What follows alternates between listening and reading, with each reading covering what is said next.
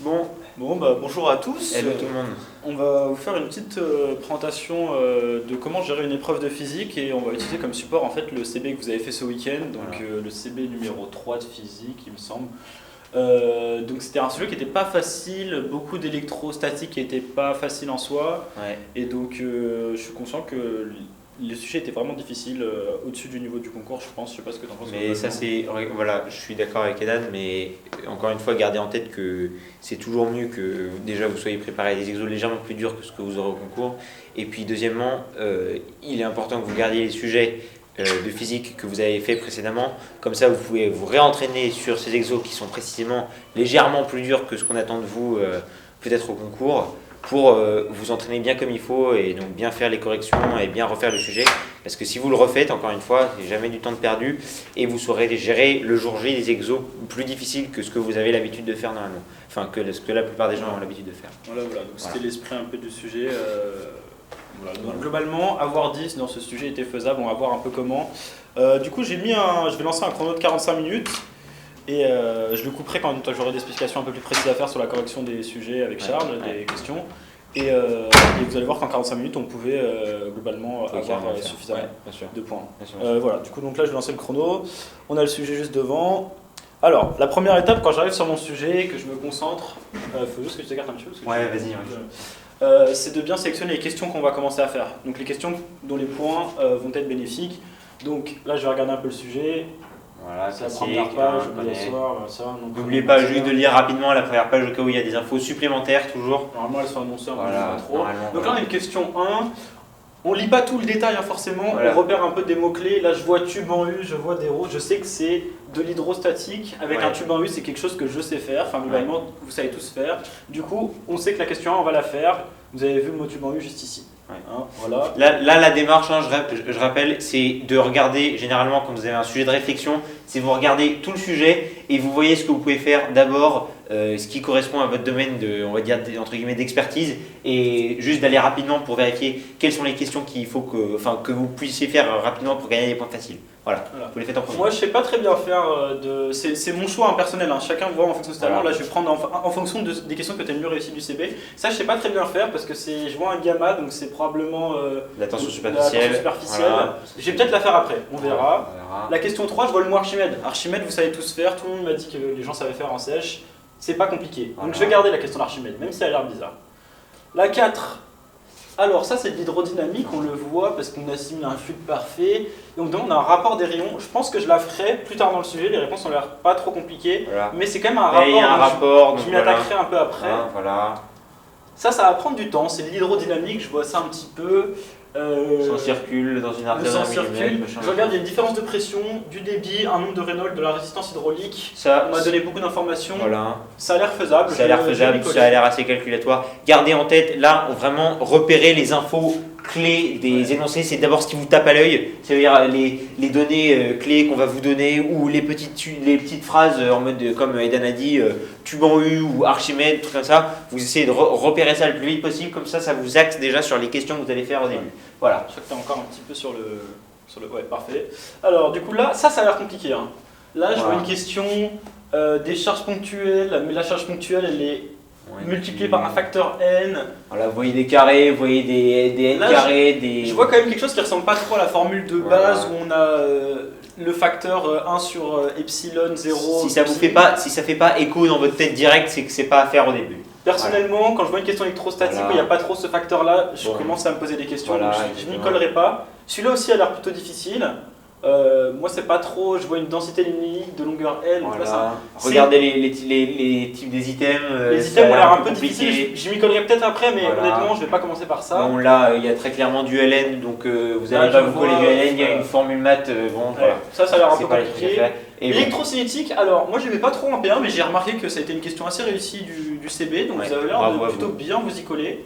Ouais. Donc je vais m'y coller, moi je pense que cette question je vais la faire. De toute façon, c'est un pont diviseur de tension. Si j'ai été en sèche, je l'ai bien vu. Voilà. Sinon, peut-être qu'en prépa ou ailleurs, avec les CB du tutorat, j'ai réussi à faire les questions, donc ça devrait le faire. Et là, c'est le même circuit. voilà, c'est une On me demande intensité. une tension, une intensité. Bon, Bon. je pense que les questions qu'on va faire, du coup, ça va être les questions 1 1, Voilà. 3, 5, 9 et 10 d'abord, et puis on verra pour le reste. Voilà. Donc là, vous avez repéré globalement. Ça, vous devez le faire en, je dirais, moins de 5 minutes. Ok, c'est vraiment 5 minutes grand max Ouais. pour pas perdre de temps. Et pour vous accéder, là, vous voyez, le On a chrono mis il est 3 environ, minutes 30. environ 4 minutes. Là, vous voyez, Ouais. on a un rapide aperçu du sujet. On a vu les mots-clés, les trucs comme ça, ce qu'il fallait voir et les petites données. Donc là, vous avez coché. Moi, je vous conseille ce que vous allez faire, c'est de cocher à chaque fois sur le sujet vos questions, d'accord? Celle-ci, je la fais en premier, celle-ci ensuite, voilà. Vous faites un petit ordre de progression, comme ça vous faites les questions voilà, les plus faciles en premier. Comme ça vous pourrez consacrer plus de temps aux questions les plus compliquées. Voilà, exactement. Donc là, du coup j'ai mis pause sur le chrono le temps qu'on vous explique tout ça. Donc moi j'avais mis 3 minutes 30 pour faire ça. Ça se fait en moins de 3 minutes 30, hein. Ça peut se faire en 1 minute, en 2 minutes si vous avez l'habitude de repérer un peu les mots-clés, de savoir quel chapitre vous savez faire. Si vous avez vraiment un chapitre que vous détestez l'électrocinétique, bah vous savez que vous ne les ferez pas, sauf si vous voyez calcul de résistance parce que franchement c'est pas très compliqué. Voilà. Si vous n'aimez pas l'électrostat ou l'hydrodynamique, vous savez que vous sautez ces questions. Ça, là j'ai mis 3 minutes 30 et c'est beaucoup, normalement on met même un peu moins de temps que ça. Donc c'est du temps qui va être gagné plus tard ça. Exactement. Hein, voilà, donc là je vais reprendre le chrono. Donc on a l'exo 1, donc je vais me coller dessus, c'est du tube en U. Donc c'est un tube en U. Je vais faire mon schéma parce que donc là j'ai un peu lu tout ça. On a la carafe de Milou est un tube en U, elle contient déjà du jus d'ananas, dans une des branches elle ajoute du jus de goyave, dans l'autre du jus de pomme, de sorte que les deux surfaces liquide air soient dans le même plan horizontal. Information importante, le jus de goyave occupe une hauteur de 16 cm, en plus on vous a mis toutes les données en italique, donc là vous avez un peu tout. Donc on vous demande la couleur du jus de pomme. Voilà, donc là on va commencer par faire un dessin.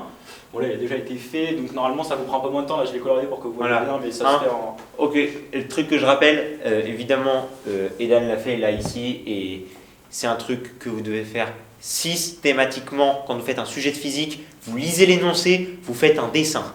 Tout le temps, un dessin, voilà. Parce que sinon, vous n'allez pas vous fixer. Et puis généralement, moi ce que je conseille, après c'est ce que je faisais moi en P1 tout seul, ça me permettait d'avoir bien les trucs en tête. C'est vraiment, donc voilà, vous faites votre dessin, d'accord, pour à partir de l'énoncé.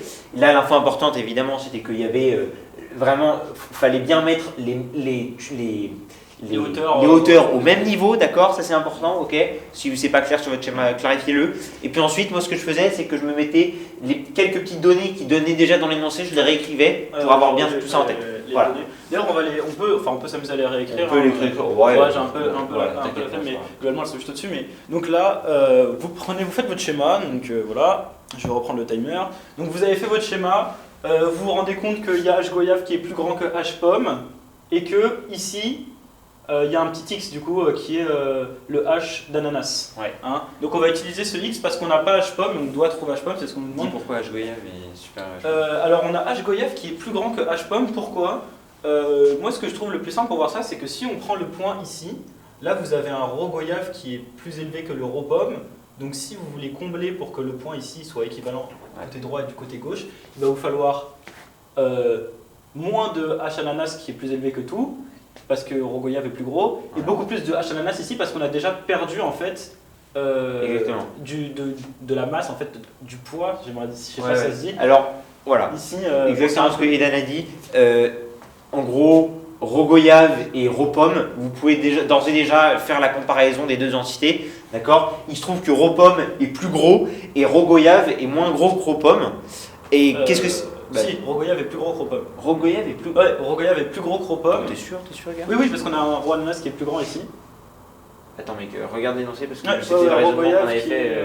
non. Rho goyave qui est plus gros que rho pomme, rho goyave qui est égal à 1,8. Rho pomme. Donc là, si vous faites la multiplication de rho goyave fois H, ici, et ben vous allez trouver un résultat qui est plus gros que pour rho goyave H pomme en fait, si vous voulez. Si vous faites la multiplication à hauteur égale, vous trouvez un résultat plus petit ici, donc pour combler, il vous faudra plus d'ananas en fait. C'est un peu un raisonnement un peu bête. De toute façon, quand vous faites votre schéma, il n'y a pas d'autre solution. Vous vous rendez compte qu'il n'y a pas d'autre solution que celle-là. Et d'où l'importance de poser un schéma et de pouvoir revenir quand on se perd un peu dans l'exercice.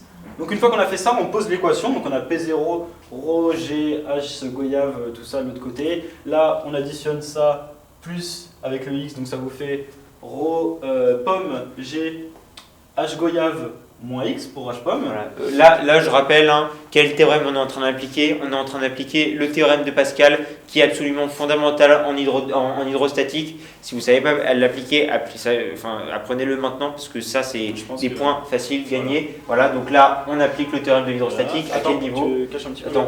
Voilà. Donc là on a écrit la formule. Tu l'as fait à ce niveau-là, oui. Voilà. Donc au point d'interface, donc vous savez que c'est les interfaces qui sont importantes, hein, donc les points d'interface qui sont équivalentes. Donc on trouve cette formule. Donc là on va retirer les P0, on va retirer les G, on va arriver à cette formule là.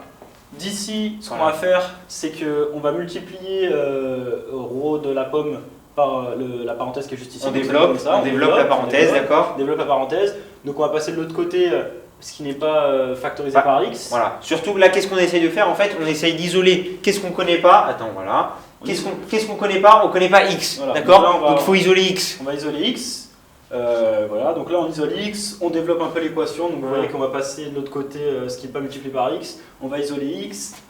D'ici à ici, là on peut factoriser par AG voilà. Et ici par x, donc on factorise des deux côtés, et une fois qu'on a cette équation, on a juste à diviser ça par le petit facteur ici, donc l'emploi numérique. Voilà, donc quand on fait l'application numérique, ça vous donne ça. Donc ça vous fait 16 fois 0,2 si vous faites le calcul divisé par 0,6. Et donc ça vous donne 4 cm. Et la question n'est pas finie parce qu'on vous demande h de la pomme qui est donc égal à h goyave moins x. Et du coup, vous trouvez h pomme qui est égal à 12 cm. Une question, 2 points sur 20. Voilà, exactement. Alors juste, je reviens rapidement, tu peux te mettre sur le chrono. Là, vraiment, les exos d'hydrostatique, c'est vraiment des trucs, des mécanismes que vous voyez en fait dès la troisième. Il y a une équation de départ, une inconnue, vous développez, vous réduisez et vous isolez, d'accord? Il y a une seule inconnue, c'est x, on développe, on réduit, on isole, ok? C'est vraiment des maths pur et dur. Il y a juste le théorème de Pascal à connaître, d'accord?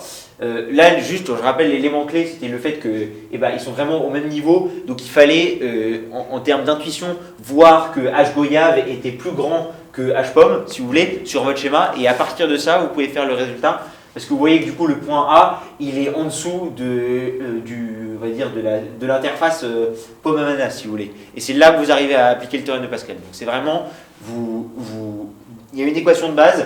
Vous développez, vous réduisez et vous isolez x, d'accord? Et voilà, et juste, bien évidemment, comme tout le monde a tendance à le faire, quand vous trouvez x, vous rushez pas parce que il y a sûrement un item dans la question qui était 4 cm, qui était 4 cm, d'accord, hein? Donc on fait bien gaffe, le résultat auquel vous aboutissez à la fin de votre raisonnement de départ et pas forcément celui qui est demandé, d'accord? Donc faites bien gaffe, c'est bien HP qu'on vous demande, c'est pas x. Voilà. Okay. Petite explication supplémentaire un tout petit peu pour détailler cet exercice pour la correction de ceux qui ne l'auraient pas réussi. Comment on comprenait qu'il fallait bien avoir un h pomme plus petit qu'un h goyave? Il y a une façon assez simple de voir ça, c'est qu'en fait si les hauteurs elles sont équivalentes des mêmes côtés, c'est parce que les poids des liquides sont équivalents en fait du côté droit et du côté gaucher, et plus de poids ici, ça descendrait plus et ici ça se remonterait. Donc qu'est-ce que vous faites? Vous avez un ρ goyave qui est plus élevé qu'un ρ pomme.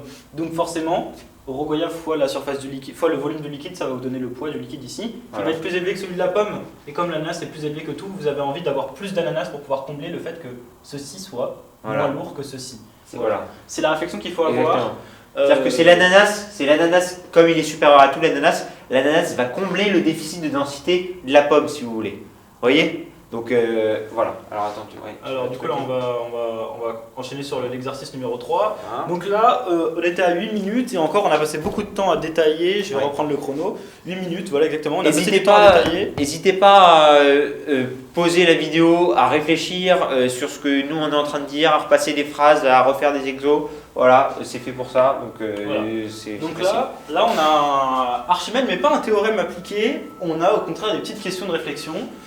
Alors on vous dit qu'on a un vecteur EZ orienté vers le haut, donc on a EZ qui est comme ça. Qu'est-ce qu'on fait? On dessine là, voilà. On dessine, donc on dessine le vecteur EZ. Voilà.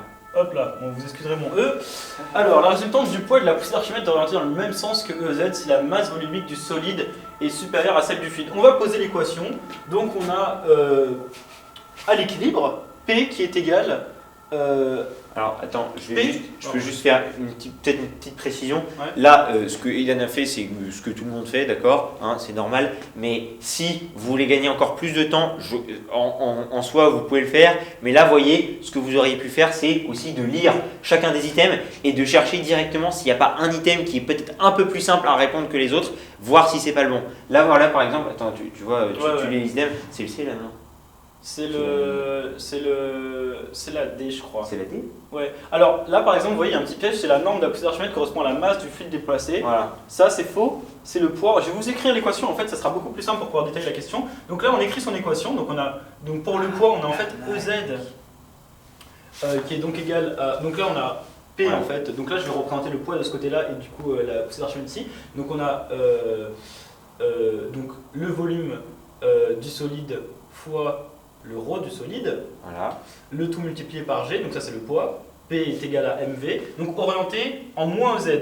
Hein, Voilà. en moins EZ parce que vous voyez que le poids il va vouloir descendre, le poids ici a tendance à descendre. Donc Voilà, là, tu as défini quoi là? Tu as défini le poids? Donc là j'ai écrit la formule du poids, D'accord. Voilà. et donc si on veut que plus, donc là on va écrire EZ cette fois parce que la poussée d'Archimède est orientée vers le haut, plus EZ V immergé Voilà. ρ du fluide G, si on veut que ce soit supérieur ou égal à 0, là, par exemple, supérieur à 0. On va peut-être effacer le... Attends, ça va tout effacer ça. Ça va tout effacer, tu vois? C'est pas grave. C'est pas... Donc là, ce que vous allez remarquer, c'est que qu'est-ce qui va avoir tendance à... Donc la question, c'est orienter dans le même sens que Z, donc orienter vers le haut. Qu'est-ce qui va avoir tendance à... Quelle partie de l'équation va avoir tendance à orienter vers Z? C'est là où Z est positif. Hein, donc c'est là où EZ est positif, donc ce qui est dans cette partie de l'équation qui va avoir tendance à augmenter EZ, donc à pousser vers le haut, et c'est donc ρ du fluide, pas le ρ du solide. Si vous avez un ρ du solide qui est supérieur à un ρ du fluide, et que les volumes sont équivalents, et ben dans ce cas-là, ça sera orienté vers le bas. Donc c'est pas possible cette question. Cette question elle est fausse, donc l'item A il est faux, déjà on peut le barrer comme ça. Quand on répond à ce genre de questions, on barre un peu les items petit à petit, pour être bien sûr. Si le solide flotte, si les masses volumiques du solide et du fluide sont égales, encore un petit piège là-dedans, enfin là c'était pas un piège la question A, mais la question B c'est un peu un piège. Alors, le solide flotte si les masses volumiques du solide et du fluide sont égales. Donc si elles sont égales, qu'est-ce qui se passe? Effectivement, le fluide va flotter, mais le solide flotte si... Non, pas forcément. Pas si les masses volumiques du solide et du fluide sont égales, à partir du moment où en fait, le liquide va flotter, enfin le solide va flotter, à partir du moment où cette partie de l'équation est supérieure à celle-ci. Et pour cela, en fait, on n'a pas besoin que ce soit égal, on a besoin que ceci soit supérieur ou égal à cela. Je vais la réécrire, voilà, comme ça, le truc. Oui. Alors attendez. Voilà, je vais juste faire ça. Attends. Le truc. J'ai répondu un peu rapidement, un peu de temps pour détailler. Ouais, attends. Voilà, ensuite. Voilà. Comment... Ah oui, il faut coulisser comme ça. Ah ouais, c'est bien. Ok, ouais, du coup, attends, je vais te la Je te laisse Voilà, réécrire en donc temps. ok, en fait là, la question, je vous rappelle, là vous voyez très bien, c'est toujours du Archimède et du poids, c'est simple. Donc là, vous avez une seule équation qu'il faut connaître, là, et Dan l'avait dessinée là. Donc c'est poids plus pi, je vais appeler la poussée d'Archimède, là, pi A. Et ça, c'est égal à, donc on avait, c'était quoi mais 0 parce que c'est à l'état. Voilà, donc là c'est à l'équilibre, d'accord. Ok. Le solide flotte si les masses volumiques du solide sont égales. Le solide flotte, alors pour le coup, c'est pas si est égal à 0. Pour le coup, si le solide flotte, ça veut dire qu'on a supérieur pardon, ouais, bien sûr. Voilà. Il faut que la résultante soit orientée vers le haut pour qu'il flotte. Pas que le poids soit équivalent à Archimède. Ça, c'est à l'équilibre. Mais pour que le liquide il flotte, enfin pour que le solide flotte, pardon, excusez-moi, il suffit juste que la poussée d'Archimède soit supérieure au poids. Et il sera juste au-dessus de l'eau. Il sera en train de flotter. Exactement. Donc en fait, cette question, elle est fausse. Parce que ça ne demande pas que les masses soient égales. Il faut juste que la masse du fluide soit supérieure à la masse volumique du solide. Je sais pas si c'est clair, en tout cas... Attends, c'est quoi, on va dessiner l'équation. Attends, le poids c'est donc du coup c'est ρ, je sais pas, ρ solide, du coup V solide, GG. EZ, donc là c'est comme c'est le poids, on a dit que c'était moins EZ, hein, voilà, plus ρ liquide, V immergé, G, hein, Z. Et là, donc pour que ça flotte, il faut juste que la résultante de ces forces soit dirigée, voilà, donc soit supérieure à 0, donc dirigée vers Z. Donc voilà, donc là juste, on compte plus les Z parce que c'est un scalaire. Voilà, supérieur à 0, d'accord, ok. Donc là, quand on simplifie, oui pardon, voilà.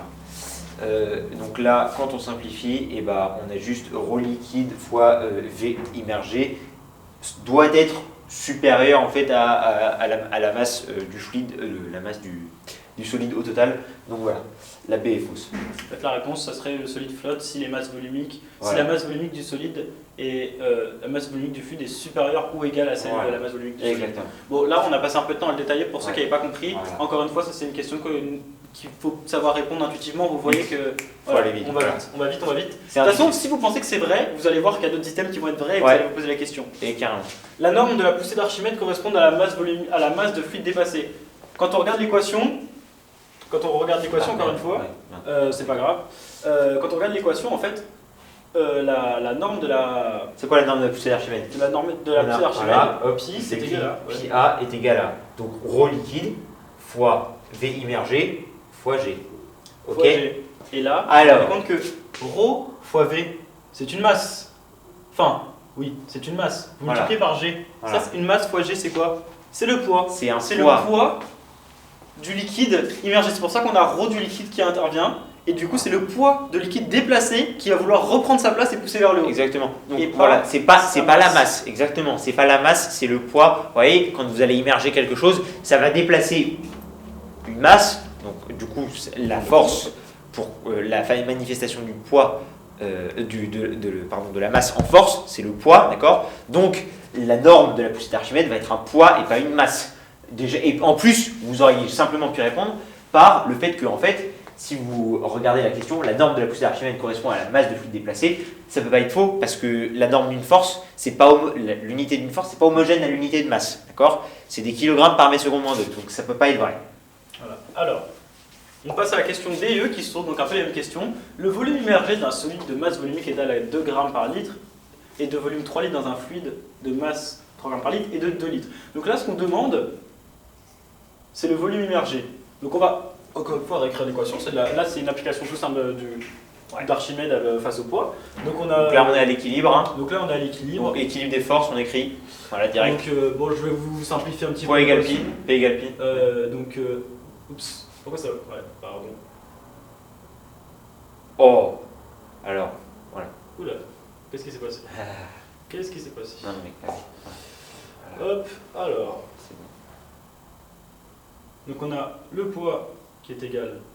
Non, ouais. Ouais, non, moins P qui est égal à pi. Pi, ouais, donc voilà. Ouais, t'aurais juste, ouais. Voilà.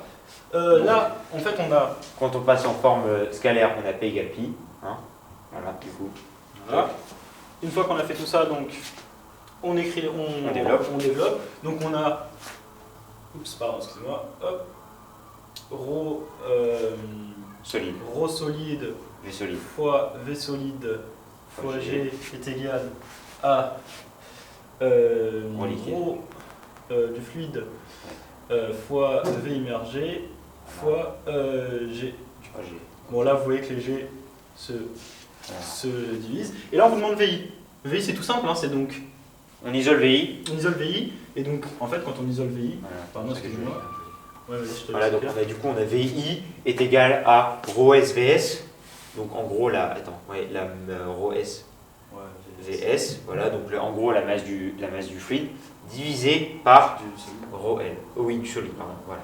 Et voilà, et donc là une fois qu'on a ça, c'est une application toute simple, vous avez les données qui vous sont données dans la question, donc ça nous fait là en fait c'est donc on nous a dit que la masse volumique était égale masse solide à 2 grammes par litre, fois 3 litres, ça vous fait donc 6 grammes par litre, dans un fluide de masse volumique 3 grammes par litre, donc 6 divisé par 3, ça vous donne 2, donc la bonne réponse c'est la réponse D. Voilà. Donc c'est la réponse D. Là, on ne regarde pas parce que ça c'est un calcul simple, il n'y a pas besoin de trucs. Voilà. Donc bon, ok, super. Encore une fois, quand vous voyez cette question, on peut se douter que la bonne réponse c'est soit la D, soit le E, parce que vous voyez qu'il y a 2 fois le même item. Ouais. Moi, si j'étais vous, j'aurais commencé par ça, et peut-être que si j'avais trouvé la bonne réponse, je me serais directement arrêté.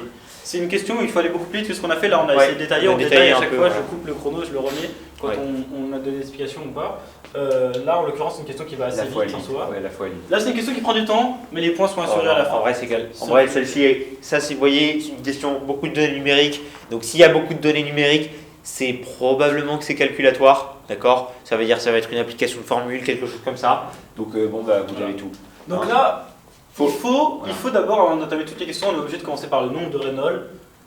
Vérifier que le flux est bien laminaire. Donc on va faire le calcul d'à peu près tout ça. Le sang circule dans une artère, donc là je vous ai mis les étapes après. Donc là on commence du coup par la question D, après on pourra faire la question A ou la question E au choix. Et par contre, comme on sait que la différence de pression c'est dP est égal à Q fois R, donc en fait le débit fois la résistance, il faudra calculer la A et la E avant de pouvoir passer à la B et la C.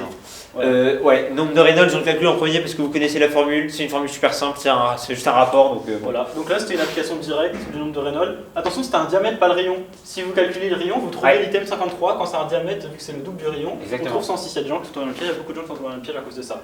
Donc, vous faites l'application directe de la formule, je vais pas tout vous expliquer, il faut juste faire attention au diamètre. Vous trouvez que c'est faux. Le débit c'est tout simple, c'est une multiplication de deux trucs. Donc là vous avez Q est égal à V fois S, vous faites le volume fois pi r carré. Voilà, on fait attention à convertir la vitesse en millimètres par minute parce que c'était ce qui était demandé. Attention aux unités, toujours les unités. Voilà, ça nous fait donc, on trouve 5,65 fois 10 puissance 4 mètres cubes par minute. C'est pas du tout l'item. Voilà. C'est bien dommage. Attendez, pourquoi c'est pas l'item? Le débit du sang dans l'artère est égal à 56,5. Ah oui, d'accord. 56,5 fois 10 puissance 4 et 5,10. Ah ok, donc là vous voyez il y a une différence de 10 puissance 3 en fait, il y a une erreur de 10 puissance 3 et donc ça c'était le piège, c'était si on oubliait de convertir, oui parce que c'est 10 puissance 4 et en fait le résultat de l'item c'était 56,5. Donc si vous oubliez de convertir les millimètres en mètres, vous trouviez une erreur aussi. Les unités, vous ne faites pas avoir sur les unités. C'est toujours la même piège, c'est moi qui ai fait ce QCM, c'est vraiment basé sur des questions d'anal, de prof de la fac, de D, toujours la même piège. Donc là on est obligé de faire la question E pour répondre à la B et la C. La résistance hydraulique, encore une fois, vous aviez toutes les données, donc c'était juste de l'application. C'est super simple comme exercice. C'est le temps de taper sur sa calculatrice, c'est tout. On repère quoi dans l'énoncé là? Vous voyez, on repère la viscosité. La densité c'est pas utile. On repère la viscosité, on repère le diamètre. Écoutez, en fait c'est tout ce qu'il faut pour la longueur. Qu'est-ce qu'il vous faut? Il vous faut poiseuil en fait. Donc voilà, il n'y a pas 36 000 choix. De toute façon, vous connaissez qu'une formule. Vous ne trouviez pas la bonne réponse, vous trouviez donc un item faux. Et là vous calculiez donc la différence de pression qui est égale à Q fois R que vous avez calculé juste avant. Encore une fois, une simple application numérique des items que vous avez, des résultats que vous avez trouvé juste avant. Voilà. Vous devez les convertir, vous les trouvez des résultats en Pascal, vous les convertissez en centimètres de mercure, important, et du coup vous trouviez l'item C normalement. Voilà, l'item C qui était bon. C'est comme je vous ai dit au début, c'est une question qui est très calculatoire. Vous connaissez toutes les formules, vous êtes censé les connaître par cœur. Vous avez vu qu'il y avait une viscosité, une longueur, un diamètre. Ça c'est poiseuil direct, il n'y a pas à réfléchir. Bon, voilà. Voilà, donc ça, en gros. Tout ce qu'il y a à dire sur cet exercice, c'est taper sur sa calculatrice. Il n'y a pas plus compliqué que ça. Donc là, déjà, à partir du moment où on a fait tout ça, on a 6 points sur 20. 6 points, Si on vide à valider à 10 la physique, parce que c'est ce dont on a besoin pour remonter le note du premier semestre, ou ce dont on a besoin pour se maintenir par rapport aux notes du premier semestre, il ne nous reste plus que les 2 questions électrocinétiques si on est bon. Et vous verrez qu'il y a 2 autres questions qui sont assez faisables, assez simples en réalité. Les 3 autres étaient dures, mais il y avait un moyen de trouver une autre réponse assez facilement. Vous verrez qu'en fait, on peut avoir jusqu'à 16 sans trop se casser la tête dans ce... Si c'est juste du bon sens, vous verrez. Mais il faut y penser, il faut avoir l'habitude des automatismes, et je sais que vous n'avez pas tous le temps de travailler la physique à fond, donc on vous détaille un peu plus les questions. Donc là on est à 15 minutes, parce que j'ai coupé le chrono à certains moments. On pourrait être à 20 si on est un peu plus lent. Donc 20, il nous resterait la moitié de notre temps, et on aurait fait 6 questions, ce qui est pas mal. Et là il nous reste donc les 2 tiers de notre temps, donc c'est vraiment très très bien. Ok, je vous explique ce qui vient de se passer. En gros, on en était du coup à peu près là quand la caméra a visiblement coupé et du coup on a commencé à parler dans le vide pour rien. Pendant 45 minutes, ce qui est absolument génial. Et donc là, on va vous refaire encore une fois le petit cours. Donc vous voyez nos mines défaites, mais c'est pas grave parce qu'on adore la physique et qu'on va continuer à vous faire votre cours. Alors, la correction, on en était là. Alors, on était à quelle question? Alors, on en était à cette question... Non, on était à question 9. Question 9. Bon, question 9, il nous restait 30 minutes encore On va reprendre du coup le début de la question 9 quand il nous restait 30 minutes. Allons-y, Alonso. Je vais mettre un minuteur de 30 minutes. Dans 30 minutes, c'est fini. Dans 30 minutes, on arrête, en sachant que je vais le couper à chaque fois qu'évidemment on fait des explications plus longues, comme tout à l'heure. Voilà, donc du coup, je démarre le chrono 30 minutes. Je peux regarder. Hop, je sais pas si on voit la caméra. Hop, c'est parti. Alors, donc soit le circuit ci-dessous, on pose E est égal à 6 volts, R1 est égal à 100 ohms, R2 est égal à R3 est égal à R4 est égal à 50 ohms. Donc, là on a un circuit, on a un pont diviseur de tension ici. Classique, Voilà, super classique d'électrocinétique. Ce qu'il faut savoir, l'électrocinétique, vous avez bien réussi, par ailleurs, je le redis. Donc là, on vous demande de calculer l'intensité qui traverse la résistance R2. Donc j'ai donné une méthode un peu systématique qui permet de répondre à ce genre de questions quand on a un pont diviseur de tension, donc deux branches en parallèle, c'est ça un pont diviseur de tension avec un générateur. Et donc on va l'appliquer tout de suite. Donc là, on voit qu'on nous demande la résistance, l'intensité qui est juste ici, l'intensité qui est juste ici, là. Et on sait que là, on va l'appeler I gauche, parce que c'est la branche en parallèle gauche. Et là, on va mettre, on a I droit, et là, on a I tot. I tot ou I1, comme vous voulez. Voilà. Et donc on sait que I tot est égal à IG plus ID. Voilà. Donc une fois qu'on a fait ça, on va répondre à la question. Donc, on va calculer d'abord l'intensité I totale dont on a besoin. Donc pour ça, on sait que U est égal à RI, donc I est égal à U sur R. On fait ça pour I total, on veut I total du circuit. Donc on veut la tension bande du générateur et la résistance équivalente de tout le circuit. Donc là, on va calculer du coup une somme de, on va calculer R équivalent. Donc on va faire des résistances qui sont, on va faire R1 plus R équivalent des résistances qui sont en parallèle ici. Donc vous avez une branche ici qui est égale à R2 plus R4 et une branche qui est égale à R3. Donc ça vous fait R2 plus R4, le tout multiplié par R3 divisé par R3 plus R2 plus R4. C'est exactement ce que je vous ai dit, le tout plus R1. Vous faites le calcul ici, ça vous donne 400 divisé par 3. Et vous calculez le total avec la formule qui est juste ici. Du coup, vous divisez E qui est égal à 6 par 400 sur 3, ça vous donne 0,045 ampères. Une fois que vous avez fait ça, en fait, vous avez presque fait tout l'exercice. Voilà. Parce que quand vous regardez les items, vous allez vous rendre compte d'un truc, comme je l'ai posé tout à l'heure, là, en fait, vu que IT est égal à ID plus IG, IT est forcément supérieur aux 2. Donc la valeur... Dessine Ouais, le truc. Vu que ici on a une intensité, et que là on a des intensités un peu plus petites. On a I tot qui part sur la maille. Ouais, I tot ici, IT, là, ID et IG. Vu que IG plus ID est égal à I tot, en fait on sait que I tot est plus grand, c'est pour ça que je fais une plus grosse flèche, que ID et IG. Et comme on a trouvé une valeur de I tot, je vous le rappelle, qui est égale à 0,045 ampères, ce qui est aussi égal à d'ailleurs 45 milliampères. Vous voyez que cet item là il n'est pas possible parce qu'il est supérieur à 0,45, celui-là il est trop gros, celui-là il est trop gros. Parce que la valeur est forcément inférieure à ça. Voilà. Et donc là, vous savez que c'est soit la A soit la B. Or, la résistance ici, vous voyez bien un truc, c'est qu'elle est plus grande que la résistance de la branche gauche. Donc l'intensité est plus élevée ici, c'est normal. Voilà. Quand vous en fait vous avez une plus grosse résistance, c'est comme si vous avez un tuyau que vous fermez un peu plus, bah l'eau, l'intensité c'est comme de l'eau, elle va vouloir passer là où la branche a la plus faible résistance. L'intensité est la plus grande quand la résistance est la plus faible. Donc vous pouvez voir un truc, c'est que si ID est inférieur à IG, c'est parce que en fait RD, la résistance droite, est supérieure à la résistance à gauche. Vous voyez ou pas, hein? Bon. Et cette relation d'ailleurs elle est inversement proportionnelle. Elle est inversement proportionnelle. D'une façon inversement proportionnelle. Et d'ailleurs vous remarquez que là quand vous additionnez les deux systèmes ici, voilà, là, ceci là. Ah mais d'ailleurs là en fait je vous dis n'importe quoi, cet item A il n'est pas possible parce que 0,30 ampères c'est supérieur à ça. Hein. Oui. L'item B est automatiquement juste. Hein. Là vous avez l'item B, vous avez fini la question. Ouais. Vous avez d'ores et déjà fini la question. Mais on va quand même vérifier au cas où c'était 0,030 ampères. Oui. Vous voyez que c'est la résistance elle est plus élevée ici, l'intensité ici elle est plus faible. Donc vous savez que c'est 15 mm, je vais vous faire la petite correction détaillée juste derrière. Voilà. Donc là vous voyez que ça nous a pris, il nous reste encore, on regarde le chrono. Ça nous a pris un peu moins de 5 minutes. Ça, c'est des trucs sympathiques à remarquer. Enfin, quand vous pouvez vous arrêter à peut-être une seule fraction de votre raisonnement au lieu de le pousser jusqu'au bout et voir si d'ores et déjà dans les items, il y en a qui vous paraissent incohérents, voire faux par le résultat intermédiaire que vous venez d'avoir, donc savoir I tot. Là, il est forcément l'intensité ici est forcément inférieure à I tot. Donc, ça veut dire que voilà. Là voilà, donc cet exo c'est moi qui C'est l'avais fait, forcément la c'était le QCMB qui était automatiquement, dès que vous aviez calculé I total, en fait vous aviez fini l'exercice Voilà. parce que le résultat est inférieur à I tot, donc c'était forcément la réponse B. Donc la réponse B que vous pouviez trouver super rapidement, vous voyez. Voilà. Donc là je vous ai détaillé un peu plus le résultat en détail. Donc en fait ce que vous faites c'est qu'une fois que vous avez calculé I tot, vous savez que ce que je vous ai expliqué tout à l'heure c'est inversement proportionnel.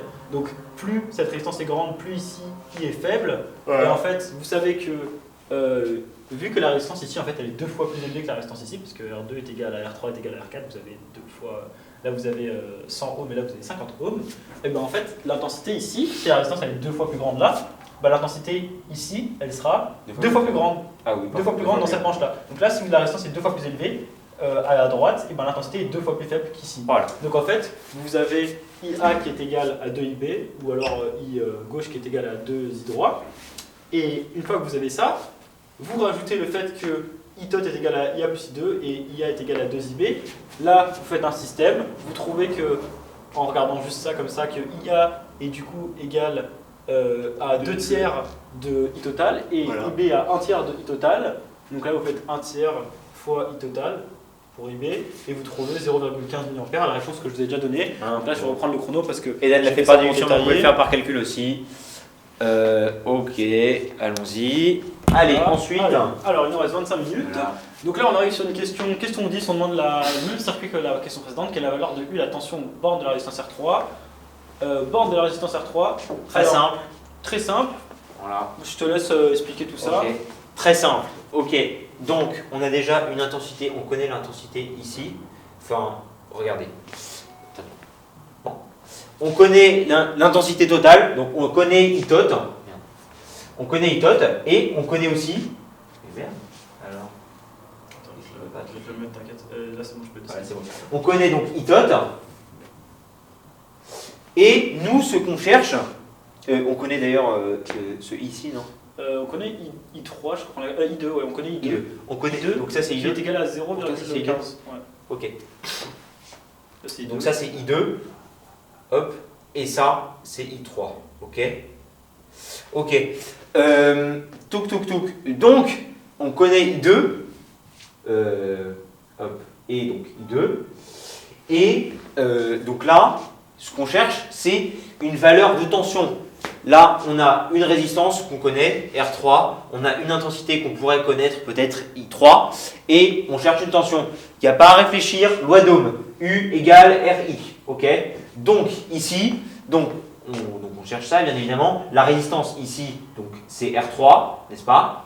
Ok. Et l'intensité, tu veux la faire comment? Et l'intensité, vous savez que I tot est égal à du coup, I2 plus I3. Voilà. Et vous savez que I2, on l'a calculé juste avant, était égal à 0,15 et ça est égal à 0,45. Du coup, Voilà. vous avez Donc I3 I3 qui est 0,15. égal à 45 milliampères, bon, je vous le mets comme ça, moins 15 milliampères qu'on a calculé juste avant. Voilà. C'est la loi des mailles. Et du coup, vous savez que I3 est égal à 30 milliampères. Et donc vous faites U est égal à RI, ça vous fait 30 milliampères multiplié par 50 ohms et ça, Voilà. ça vous donne 1,5 volts. Par ailleurs, petite note, on aurait pu faire plus rapide, donc ça c'est ce qui est un peu intuitif. Plus Exactement. rapide, la tension U ici, le U là, hop, est également égal au U qui... pardon, excusez-moi, j'ai fait une erreur, la flèche est orientée dans ce sens-là, c'est une convention Voilà. résistance. U ici, celui-là et celui-là, ce sont les mêmes. Pour le coup, la tension s'en fiche du chemin qu'elle emprunte, elle s'en fout de prendre la branche qui est à gauche, la branche qui est à droite. On va bien le dessiner, voilà. Donc, voilà. Edan, exactement. Edan l'a bien dit. Donc voilà. La tension à gauche est la même que la tension à droite. Pourquoi? Pour la simple et bonne raison qu'en fait une tension se calcule entre deux points et non pas sur un chemin. D'accord? Parce que c'est une différence. C'est pas une différence qui est sur tout un chemin, c'est pas une somme, c'est une différence en fait. Et donc on va prendre un point ici et un point là et on va calculer la différence de tension. Peu importe que ça passe par ici ou que ça passe par là, la différence de tension sera toujours la même. Donc tu peux en déduire En que... fait, on pouvait tout simplement calculer I ici, Voilà. donc I2, Et on le connaissait, hein, on l'avait déjà... 0,15 Voilà. 0,015 ampères. Voilà. Et donc en fait on pouvait faire R, non U pardon, Voilà. U qui était égal du coup à R équivalent donc R2 plus R4. Voilà, Donc, R2 plus R4, parce que c'est en série. R4, je vais mettre ici. C'est en série tant que vous les sommez. Et donc ça en fait c'était égal à U qui était égal donc à 50 plus 50 donc 100 ohms. Voilà. 100 ohms plus Fois. pardon, n'importe quoi. Fois oulala. I2, Ouais. 0,015. 0,015. Là, même pas besoin de calculer. Ampères. Vous voyez du 1,5 ici, hop, c'est bon. Voilà, La réponse est- peut-être, vous voyez que ça vous fait 1,15 volts. Voilà, donc là on vous a expliqué deux façons de le faire différentes. La deuxième est beaucoup plus La rapide. deuxième est beaucoup plus rapide. Parce que vous avez déjà tous les calculs. Voilà. Là, ça nous a pris 2 minutes, vous voyez, donc on a répondu à cette question super rapidement. Je vous montre un petit peu le chrono parce que je l'ai coupé pour vous expliquer la deuxième méthode. On est à 22, il nous reste, ça c'est le temps qui nous reste, 22 minutes et 54 secondes. Donc 23 minutes, c'est assez bien. Vous voyez que Ouais. à partir de ce moment-là, si on est bon à toutes les questions qu'on a fait, on a atteint les 10 points sur 20, 10 qui points. était déjà l'objectif de base. Maintenant, on peut s'être trompé sur la question Archimède, où il y avait un peu de réflexion à faire, Ouais. peut-être qu'on trouvait plusieurs items qui pouvaient être bons, on avait un C'est peu pas du grave, mal. on C'est avance pas sur le grave, sujet. on avance sur le sujet, il nous reste d'autres questions et vous verrez qu'il y en a qui sont faisables. Voilà. Alors, bon. Alors, bon, celle-ci, vas-y, man. Alors là, on nous parle, on s'intéresse à l'écoulement du sang dans C'est une quoi artère les horizontale, de rayons variables, dont on mesure la vitesse selon l'écoulement. On constate que la vitesse augmentée d'un facteur 4 lorsqu'on se dépasse entre deux points et 2, séparés de quelques centimètres, dont les rayons respectifs sont R1 et R2. On assimile le sang à fil parfait. Fil parfait, quand vous voyez fil parfait, Ok, ouais, donc. fil parfait, ce fil mot-là. parfait, voilà. Ça- Fil parfait. Artère horizontale. Ouais, voilà, bon. Tout le temps, voilà. Augmenté d'un facteur 4. Hein, Voilà, toc, facteur voilà. 4. Prenez un surligneur le jour du. Ouais, du c'est bien examen, surligneur. Attends, pour ouais. surligner les informations importantes et vous avez R1, R2. Ouais, non, ouais. Voilà. Et donc, Qu'est-ce qui se passe? voilà. Du coup, quand vous avez un fil parfait, vous avez une conservation du débit. Bon, de toute façon, Toujours fluide parfait, conservation du débit direct. Voilà. Et vous voyez qu'il n'y a pas d'augmentation de pression. Il n'y a pas de pression, je veux dire qu'ils sont affectés. Du coup, on ne va pas utiliser Bernoulli, parce qu'il y a la pression qui rentre en compte dans Bernoulli. Vous avez une vitesse, vous avez un rayon, qu'est-ce qui rentre là-dedans? Et bien vous allez voir que c'est tout simplement. Pardon, hop. Comment on fait pour. Ah oui, tu peux me retirer ça. Oh merde. Vous allez voir qu'en fait, là, on est dans le cadre d'un fil parfait. Dessine, peut-être on va dessiner le truc. Alors, je vais vous dessiner le Voilà. schéma, pardon, Ouais. excusez-moi. On fait un petit schéma comme toujours en physique. Donc là, on a un rayon 1 ici, hop. Donc là, vous avez. plus gros, plus haut. Attends. Ok. Alors, pardon. Tiens, Excusez-moi. On a le temps de faire un schéma. Donc Voilà. là, on a une artère. Voilà, toc bien. Là, on a un rayon R1. Vous voyez que le rayon il varie ici. On arrive là Petit rayon R2. à un rayon R2. Et là, vous voyez qu'on a une vitesse ici, hop, qui est donc une vitesse 1. Et là, vous voyez qu'on a une vitesse beaucoup plus élevée, 4 fois plus élevée, qui est donc la vitesse V2. 2, V2. Et là, vous avez V1. Donc là, on a donc V1, 4 fois V1 est égal à V2. Ok, ça on note, c'est l'histoire du facteur 4 là, ok. Donc en gros, ce qu'il devrait y avoir sur votre brouillon en physique là, au présentement, c'est ça et ça, ok. C'est les deux trucs importants qu'on relève de l'énoncé. Vous voyez, quand on fait ce schéma, ça ressemble un petit peu à un tube de Venturi. Donc là, Voilà. vous appliquez une conservation de débit, comme je vous l'ai dit, puisqu'on est dans le cadre d'un flux parfait. SAVA est égal à SBVB. Une fois que vous avez écrit ça, donc, On développe. vous développez. Donc vous avez pi r carré A fois VA est égal à pi r carré B 4VA. Fois normal, 4VA. parce que Normalement, on aurait pu écrire VB ici, mais VB est égal à 4VA. Hein, donc Là. vraiment, il donne la réponse Là, directe. vous savez qu'une fois qu'on a ça, qu'est-ce qu'on peut faire? On peut barrer VA, on peut barrer pi, on peut barrer VA, on peut barrer pi. On arrive à RA carré est égal à RB carré, le tout sur 4. Enfin, le tout multiplié par 4, excusez-moi. Ouais, vas-y. Et une fois qu'on arrive ici, vous faites une fraction, donc vous isolez, vous voulez faire un rapport, là. Vous voulez faire un rapport ici, donc vous divisez par RB. Ça vous fait RA carré divisé par RB carré est égal à 4. Donc là, vous voyez Un que petit carré. vous mettez un carré sur la fraction entière. Ouais. Je vous rappelle que 4 c'est 2 au carré.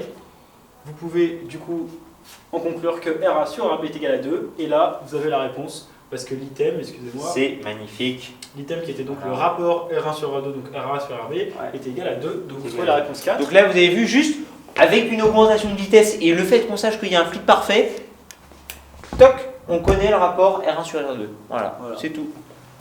C'est une question qui peut faire un peu peur parce qu'on a un rapport, mais Ouais, en réalité la question mais en est réalité, plutôt c'est simple. Voilà. Donc là, on a Shirley qui a réussi à trouver un rendez-vous médical afin de se faire vacciner contre une maladie bien connue des P2, la bringue. Cette maladie provoque chez les vaccinés un déni de fatigue délétère et surtout une descente inégalable. Et on ne parle pas de descente de toboggan dans ce QCM. En réalité, il n'existe pas de vaccin capable de freiner cette satanée pathologie. Les spécialistes comptent donc sur l'effet placebo, le médecin généraliste de Shirley. Donc toutes ces informations, c'est pour se marrer, on s'en fout. Le médecin généraliste de Shirley la pique avec une aiguille vide de 2 mm. Alors attends, vas-y, fais fluo. Il y a un fluo. Ah, il y a un fluo. Il y a un fluo. Parfait. Ok, donc, toc, toc, toc, 2 mm. De diamètre. Oh la my god. 2 Bon, mm de diamètre, ok, ça passe. Là, elle remonte. Là, on dit que le sang remonte. Braqué à la 90. Ouais. Hop, pardon, on a à 90 degrés. Donc voilà. Ah, ok, super. Et on vous demande l'angle de mouillage. Angle de mouillage du ménisque. Voilà. Alors, Ok. personne n'aime la tension superficielle. Moi d'abord, c'est pas un truc très intuitif. Mais là, vous allez voir que cet exo il était assez simple. D'ailleurs, c'est l'exo qui a été la question qui a été le plus réussie du CV. Félicitations, vous avez pas eu très peur. Et donc là, vous faites un schéma. Donc vous avez Vous voyez bien. une aiguille qui descend dans Voilà. le bras de Shirley. Hop là. Pour Là, c'est son Shirley. bras. Ah, c'est rentre dans le bras comme ça. Et là, vous savez que ça monte sur 4 mm. Donc là, vous avez la hauteur du fluide. Donc là, vous allez avoir un ménisque ici, Voilà. dans l'aiguille. Hop, Et là, 90. vous avez un bras à l'horizontale, donc vous avez un petit 90, un petit angle droit ici. Ok. Et voilà, vous voyez que là, ça ressemble honnêtement au dispositif De la Durin. de Jurin, de la loi de Jurin. Hein. Vous voyez qu'en faisant votre schéma, vous vous doutez que c'est ça qui va tomber. Et puis vous voyez bien les données, vous reconnaissez bien, il y a voilà, de la tension superficielle, il y a ρ, il y a une hauteur, hein, c'est une hauteur là, le sang rentre dans On vous l'aiguille. parle d'angle de mouillage. Un diamètre aussi. Hein. Ouais. On vous parle d'angle de mouillage. La seule question, on vous demande un angle en hydro, c'est la loi de Jurin. Presque tout le temps, genre. Donc on peut vous en demander en électrostatique, de façon un peu un petit Indirect, peu indirect, mais j'ai vraiment calculé un angle comme ça qui fasse la fin de la question. Généralement, ça va être un intermédiaire en électrostatique et ça va être une finalité en tension superficielle, puisqu'il y a la loi de Jurin qui est la suivante. Voilà, vous voyez. Voilà, donc là vous tournez. Voilà, même si la tension superficielle fait peur, il s'agit d'une application toute simple de la loi de Jurin. Voilà, loi de Jurin. Boum. Boum. Cette formule, vous la connaissez par cœur. Vous la trouvez dans votre tute. H est égal à 2 gamma cos θ divisé par rho gr. Vous isolez cos θ parce que c'est ce qu'on vous demande. Donc là vous multipliez H par le On vous demande θ là. divisé par ça. On vous demande cos θ. On vous Voilà. demande θ d'ailleurs. Hein. Donc là vous calculez cos θ. Sur votre calculatrice, vous faites art cosinus, vous trouvez 70,7 degrés. Bon voilà, on peut faire une minute de silence en attendant la minute que vous tapiez ça sur votre Voilà. calculatrice. Mais honnêtement, ça prend pas longtemps une fois qu'on a fait un schéma, qu'on a isolé les informations importantes du sujet. Et j'ai même lu l'histoire de Shirley Labringue. Voilà. Voilà. Bon. Et là, vous vous rendez compte que on est monté à 14 sur 20. Voilà. On peut s'être trompé dans la question Archimède. On sera à 12 sur 20, ce qui est un très bon résultat. Ça Il c'est nous reste- facile là, c'est une application numérique. Hein. C'est vraiment, c'est tout Ouais. simple, tout simple. Vous connaissez la formule, bim, boum, vous remplacez les informations dans la formule et c'est tout. Voilà. Là, vous voyez qu'on est à 15 minutes, je ne sais pas si vous pouvez lire. Il nous reste 15 minutes avant la fin du sujet, avant que Ophélie nous dise levez-vous, posez les stylos. Deux choix s'offrent à nous.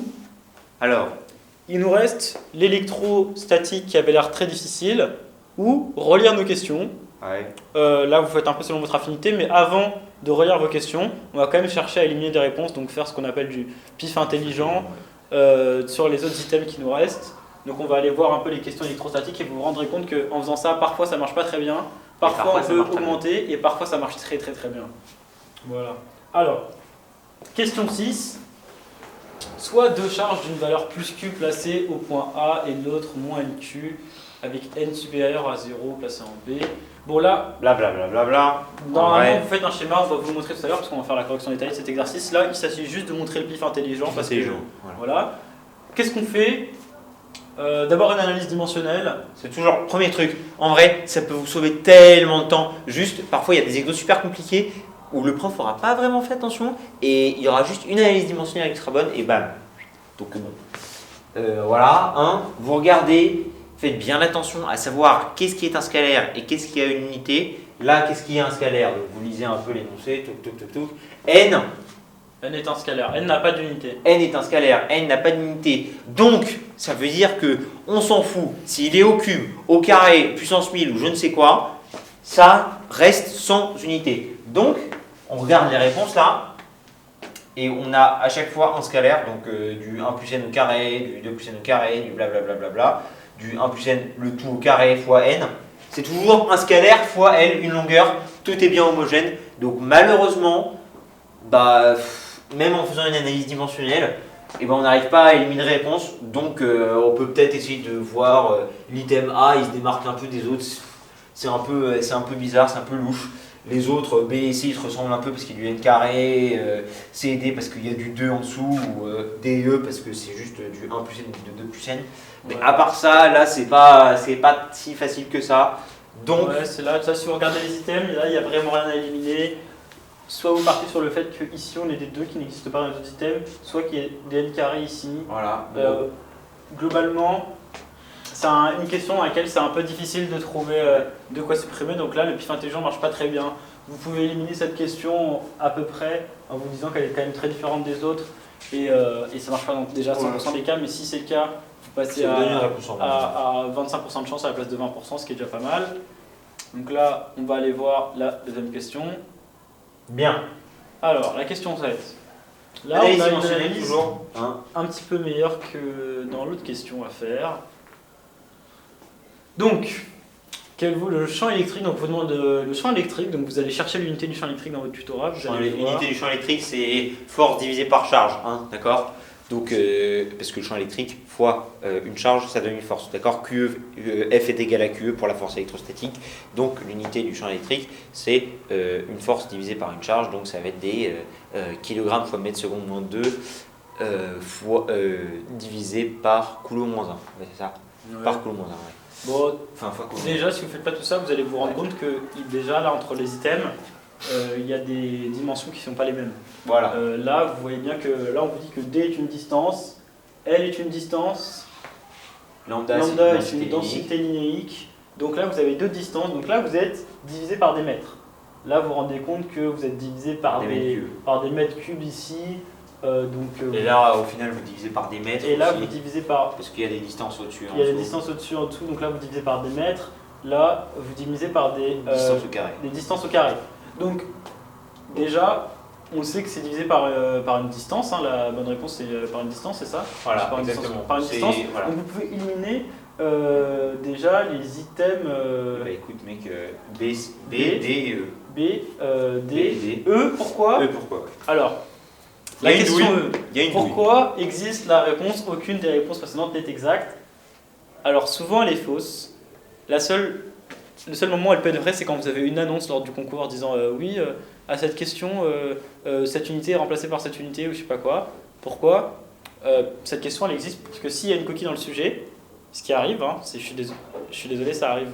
Nous aussi, ça nous arrive. D'ailleurs, je vais m'excuser pour tous les errata qu'il y a à chaque sujet de physique. C'est pas facile et on est vraiment désolé quand il y en a un qui arrive dans un sujet de 10 questions, mais ça arrive aussi le jour du concours.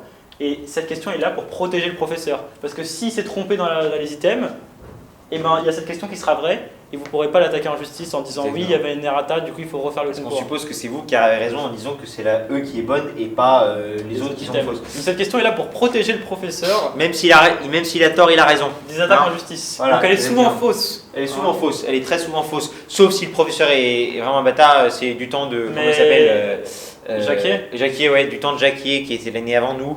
Il avait fait une question de thermodynamique pour la petite anecdote.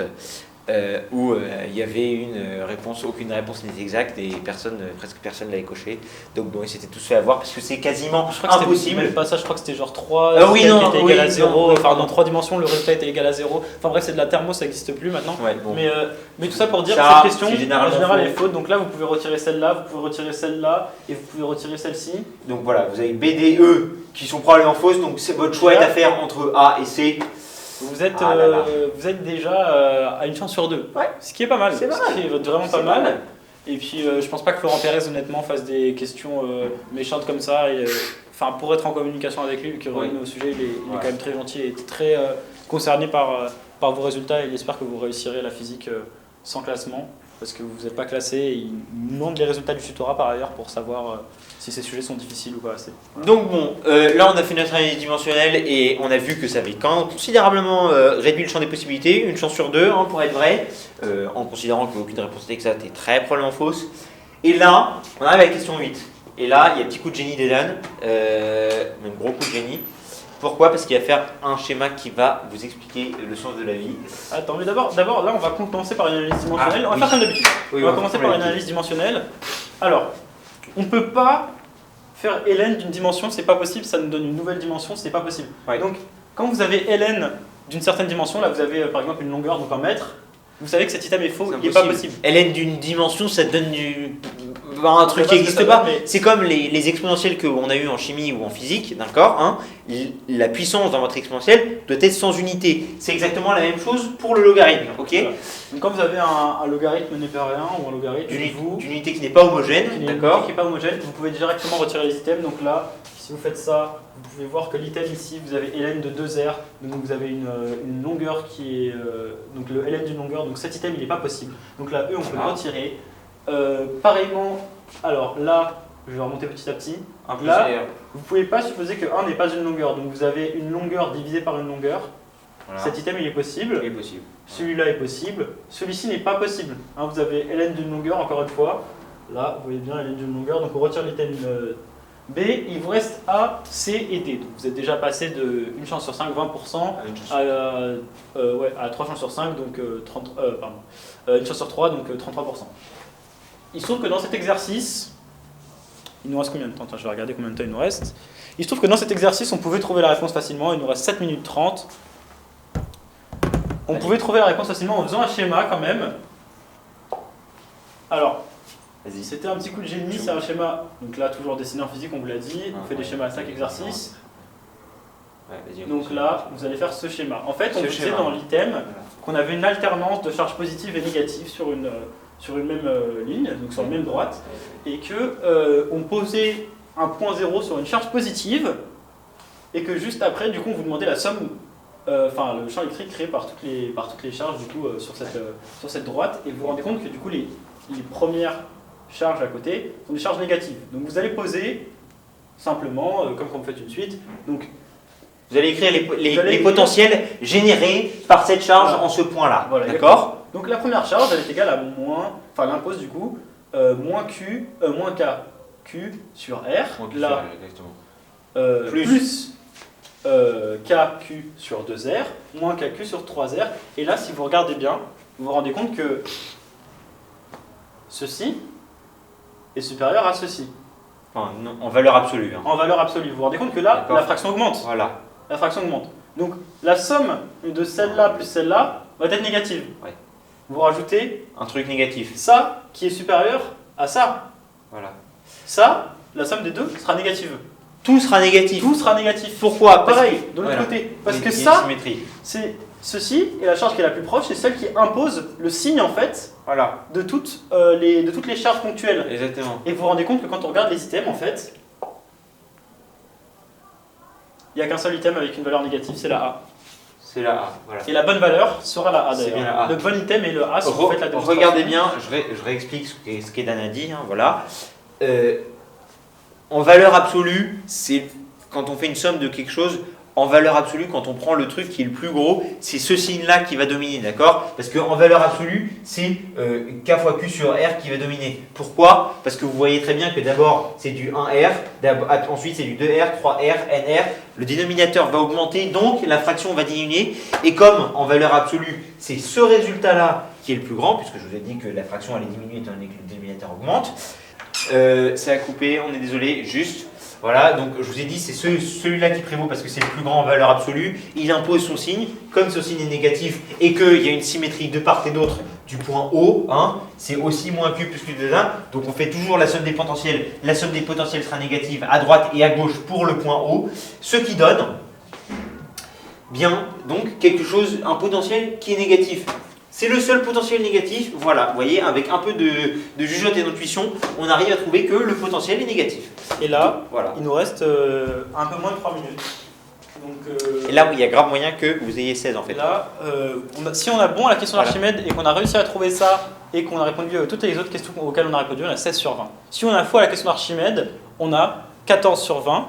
Et si on n'a pas réussi à trouver ça, mais qu'on a faux à la question d'Archimède aussi, on a 12 sur 20. Voilà, 12 sur 20 minimum, en sachant que vous avez diminué vos chances, même si vous n'avez pas trouvé ça, vous avez réussi à faire une analyse dimensionnelle, vous avez diminué vos chances, vous aviez 33% de chance de trouver celle-là, 33% de chance de trouver celle d'avant et 25% pour celle d'avant. Donc vous avez optimisé vos chances d'avoir des QCM juste en plus. Exactement. Donc vous allez avoir une note qui sera supérieure ou égale à 12 avec un peu de travail en physique. Et vous voyez que c'est parfaitement possible d'avoir un bon résultat en physique. Ce qu'on a fait, c'était pas non plus sorcier et impossible. Là, il vous reste du temps pour relire Archimède parce que vous avez dit que la question était un peu bizarre, que vous avez trouvé plusieurs items bons. Peut-être que vous allez avoir bon à la question. Je note une petite chose.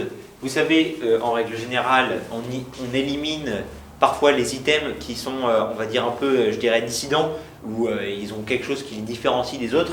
En l'occurrence, lui, on remarque que c'est le seul négatif. Ça peut être un avantage comme ça peut être un inconvénient. Là, vous voyez, l'inconvénient, c'est que si on ne pousse pas un peu le raisonnement et qu'on fait son schéma, faites toujours les schémas. Je vous en supplie, faites toujours les schémas. Même pour les deux autres questions, on aurait dû faire des schémas. Voilà. On ne l'a pas fait pour vous montrer à quel point celui-là permettait d'éliminer des items. Il y a une dernière chose qu'on peut faire en analyse d'items, en pif intelligent, c'est quand on fait notre schéma, voir qu'est-ce qui va faire augmenter le nombre. Est-ce que par exemple, si on revient sur la question d'avant. Très bonne remarque. Attends, du coup, je sais qu'on peut faire comme ça. Ah non, mais attends, tu peux le faire aussi sur cette question. Hein. Je sais, un peu moins, non? Je crois que. Ouais, c'est vrai. Ouais. Si on revient sur la question d'avant, c'était un très bon exemple. Alors. Vous voyez, tout ça, c'est du spoil. Voilà. Alors, si on revient sur la question d'avant, on peut se demander, quand on fait notre schéma, est-ce que, par exemple, D et L qui sont au dénominateur, là, vont faire augmenter, genre est-ce que L, là vous voyez bien que L... En faisant varier, faites varier un peu les quantités, voir si c'est intuitif ou pas. Est-ce que L, ici, là vous vous rendez compte que là c'est négatif, du coup, et L diminue cette partie-là, là. Ouais. Du coup L va faire augmenter le champ électrique en ce point. Quand vous faites votre schéma, il faut que vous vérifiez que L soit bien quelque chose qui va faire augmenter le champ électrique. L va faire diminuer. Non, il va faire augmenter parce qu'elle diminue négatif. Elle est dénominateur et c'est négatif. Donc il faut que vous vérifiez quand vous faites votre schéma que certaines constantes ou valeurs qui varient vont bien faire augmenter ou diminuer dans le bon sens le champ électrique. Sont cohérentes avec votre intuition. Sont cohérentes avec l'intuition que vous avez du QCM. Vous voyez bien que par exemple, si D il augmente, si la distance D augmente, c'est normal que le champ électrique diminue. Ah voilà, bon bah là c'est fin d'épreuve. Voilà, donc j'ai mis un compte à rebours, c'est bon, c'est terminé. Mais tout ça pour dire, il y a d'autres techniques de pif intelligent comme celle-là. Vérifier que c'est bien cohérent avec l'intuition, que par exemple quand on a la poussée d'Archimède, la masse va bien faire augmenter le poids. Alors, la masse ne va pas faire que ça va faire augmenter, par exemple la masse ne permet pas d'augmenter Ça va pas faire flotter le truc. Ça va pas faire flotter le truc. Plus un truc qui a de la masse, moins ça va flotter. Il faut que vous vérifiez que voilà, ce soit cohérent avec l'intuition. Voilà, ça c'est un peu le dernier truc de pif intelligent qu'on peut faire. Parce qu'il faut quand même pas oublier que la physique au départ, en fait, c'est une numérisation de l'intuition qu'a l'homme sur des phénomènes. D'accord ? C'est juste la mise en calcul de ce qu'on constate à l'œil nu. Donc la plupart du temps, ça va suivre votre intuition. Il n'y a que des cas très particuliers où ça peut paraître totalement contre-intuitif, mais généralement, si c'est pas cohérent avec votre intuition, c'est que c'est faux. D'accord ? En espérant que vous avez une intuition suffisamment bonne du... Moi je comprends que vous n'ayez pas l'intuition là-dessus, hein. C'est pas facile quand on voit des items comme ça. Mais voilà, mais ce que dit Edan est bien parce que, en gros, faites varier un peu les quantités en vous disant ah, mais si je fais varier, est-ce que cette formule est cohérente avec ce que je me représente du truc et tout. Voilà. Encore un petit conseil, chacun de nos techniques. Encore une fois, je répète, là on a trié nos items, donc vous voyez qu'on a eu le temps de finir de faire les QCM dont on avait besoin. Et encore une fois, on ne passe pas 2-3 minutes sur une question. Si vous êtes sur un QCM comme celui-là, ça fait 2-3 minutes que vous êtes dessus. Vous ne savez pas où est-ce que vous allez, ou alors vous n'avez même pas réussi à passer l'étape du schéma, vous ne savez pas quel calcul faire. Ouais. Vous sautez le QCM, on saute. Mais ça, et vous évitez de perdre du temps dessus, on ne s'énerve pas dessus, on passe à un prochain et c'est pas grave. Et pour éviter que ça vous énerve justement de bugger sur des QCM, c'est pour ça qu'on a passé 3 minutes au début de l'épreuve, 3 minutes qui était quand même un temps long, à trier les QCM dans l'ordre dans lequel on allait faire, pour éviter d'avoir ces moments où on va bugger à la question 6, à la question 7 parce qu'on n'y arrive pas et on va perdre du temps dessus. C'est du temps de gagner en fait, le temps qu'on a fait de trier les QCM, de voir lesquels on allait faire et tout ça. Et le fait qu'on les ait fait dans l'ordre Q1, Q3, Q5, Q9, Q10, Q4, Q2... C'est hétérogène, si vous laissez pas... on n'est pas obligé de les faire dans l'ordre. Tous ces petits conseils qu'on est en train de vous donner avec Edan, si, je vous en supplie, appliquez-les à la lettre. Ça va vous faire tellement de bien, ça va vous faire gagner du temps pendant l'épreuve. Voilà. Si, du moment que vous êtes rigoureux et que vous appliquez les petits conseils qu'on vous donne avec Edan, il n'y a pas moyen que vous réussissiez pas la physique. Il n'y a pas moyen. Voilà. Ok, vous appliquez à la lettre. Enfin Donc, bref. voilà, dernier point pour gérer son temps. L'épreuve de physique, on a la chance, c'est une épreuve qui est plutôt courte, faible en QCM, donc 10 QCM. Moi, ce que je vous conseille, c'est de cocher vos QCM à la fin. Comme ça, vous restez bien focus dans votre étape de physique. En 1 minute, on a le temps de cocher les 10 questions de QCM qu'on fait en physique. Hein. C'est pas comme vous faites pas ça en anat. Hein. Vous faites pas ça dans un sujet où il y a 60 questions en 1 minute, vous allez galérer. Hein. Ça fait 1 seconde par cochage de questions, vous n'allez pas réussir. Par contre, là, 10 questions en 1 minute, c'est faisable. Quand il vous dit il reste 3 minutes, moi je faisais ce que je faisais, c'est ce que j'ai fait, c'est que quand il restait 5 minutes, j'ai coché mes 20 questions de physique et après j'ai continué à chercher des réponses au hasard, à éliminer des items, tout ça. Voilà. Et au pire, j'utilisais la deuxième ligne, celle du bas. Mais moi, je vous conseille de ne pas ressortir de l'épreuve à chaque question et vous relancer dedans, ça va vous déconcentrer, ça va vous faire perdre du temps. Ou au pire, vous faites toutes les 2 pages, d'accord? Vous finissez les QCM chaque 2 pages. Et chaque 2 pages que vous finissez, vous remplissez la grille. Vous faites ma méthode, celle d'Edan, ça change rien. Voilà. Mais juste rester focus dedans, être concentré. Vous voyez qu'on allait de plus en plus vite au fur et à mesure du sujet parce qu'on est de plus en plus concentré sur la physique, sur ce qu'on a. Alors qu'au début, il faut le temps qu'on rentre dans l'épreuve. Du coup, il ne faut pas ressortir de l'épreuve dès le premier QCM, après pour cocher, rentrer, tout ça. Ça va vous faire gagner du temps. Voilà. Donc là, on avait au moins 12. Hein. On avait une note qui était 12. Ou supérieur à 12 parce que voilà, on avait foiré Archimède, on avait foiré une autre question, on n'a pas réussi à trouver la question 8 qu'on pouvait trouver directement la réponse parce qu'elle était négative.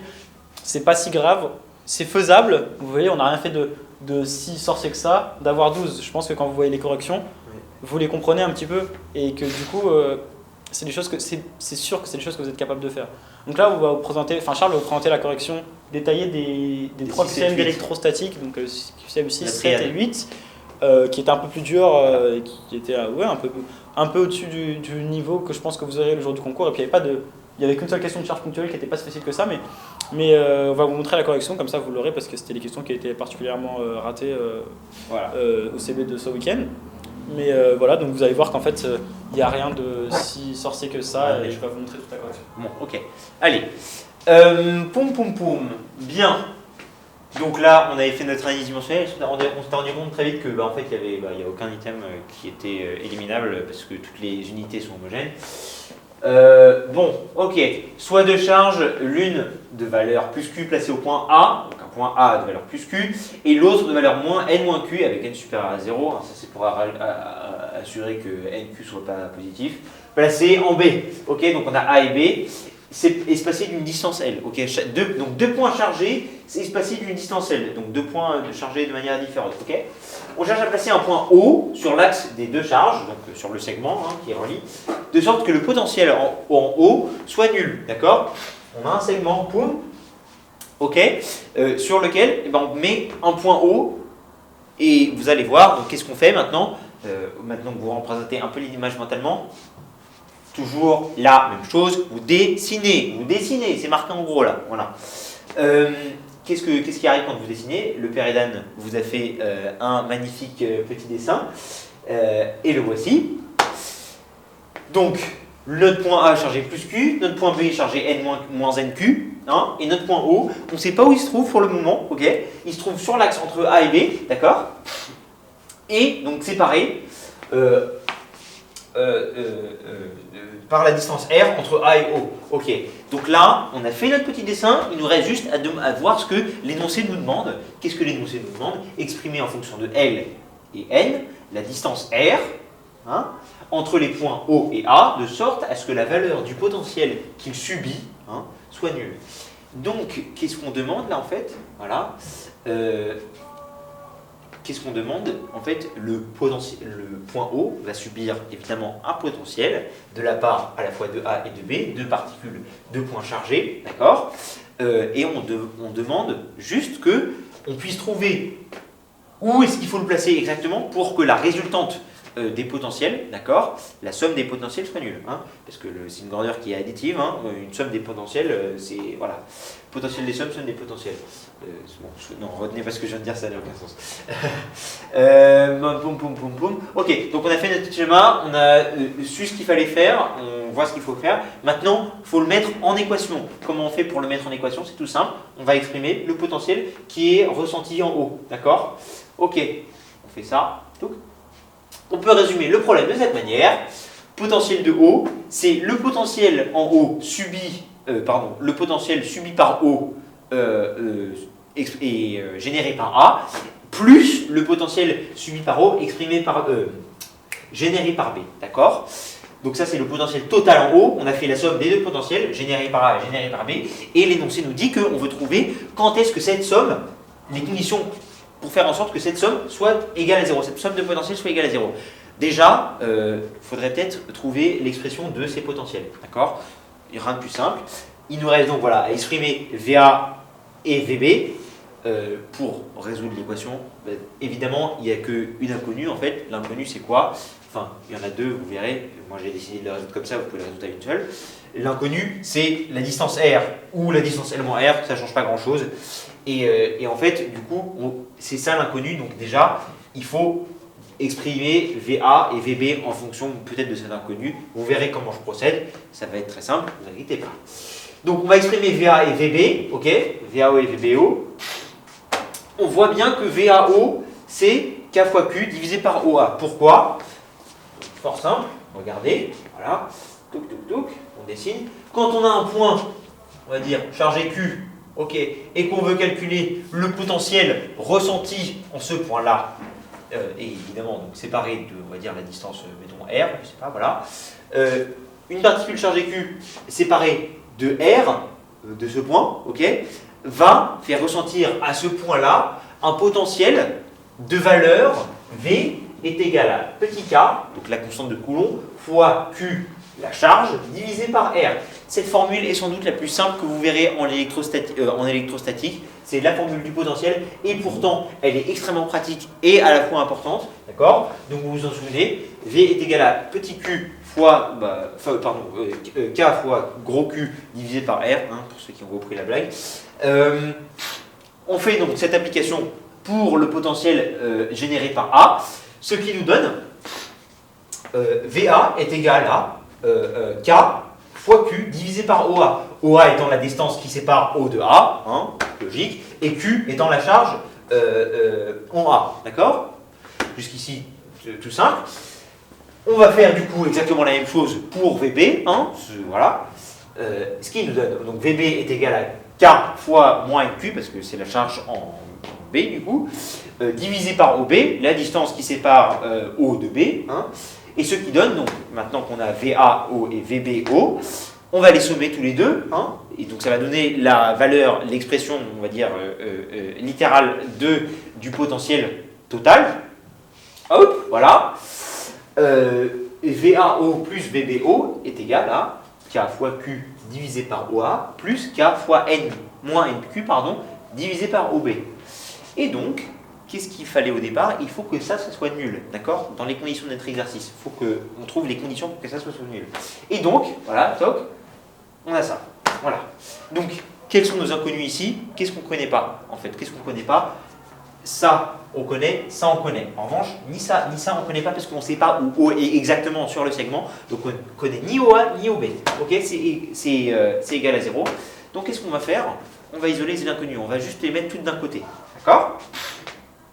Ce qui nous donne, en fait, voilà, OB sur OA est égal à N, tout simplement. Pourquoi? Parce qu'on voit que, du coup, quand on passe ça de l'autre côté, on a un facteur qui est redondant. On a K fois Q ici et K fois Q ici. On a juste moins N, quand on le passe de l'autre côté, ça fait N sur OB, est égal à 1 sur OA. On passe OB au-dessus, et ça nous donne donc OB sur OA est égal à N. Or, on remarque bien qu'on a une équation à deux inconnus, mais on veut trouver la valeur de ces deux inconnus. Donc qu'est-ce qu'on va faire pour trouver la valeur de ces inconnus? Ben, il nous faut une deuxième équation.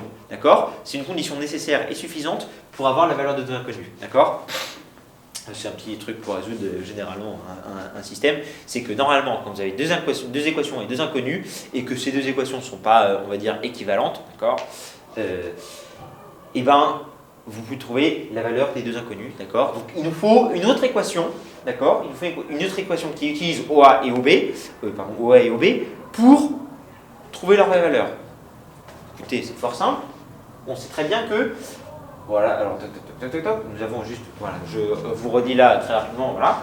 On a OA et OB pour une seule équation, il nous faut une donc deuxième équation pour les trouver. On sait aussi que Souvenez-vous, OA plus OB est égal à L. Regardez le joli schéma de Edan. Voilà. OA plus OB est égal à L. Peu importe où O se trouve sur le segment AB. D'accord? Donc on a toujours OA plus OB est égal à L. On a donc un petit système, deux équations à deux inconnus, ça devrait être facile pour vous. Hein.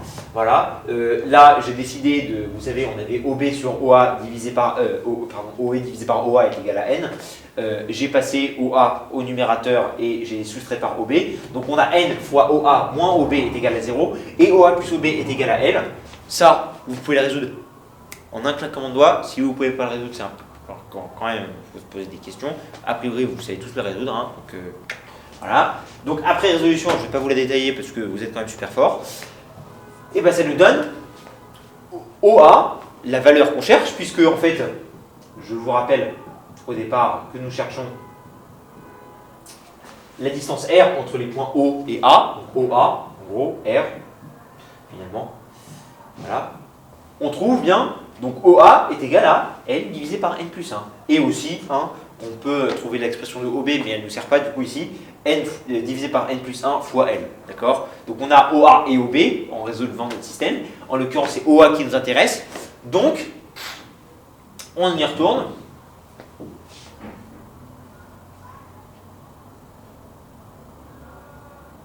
Ok, pardon, excusez-moi. On y retourne. On voit bien que R, OA est égal à L divisé par 1 sur 1 plus N. Ok? Donc ça,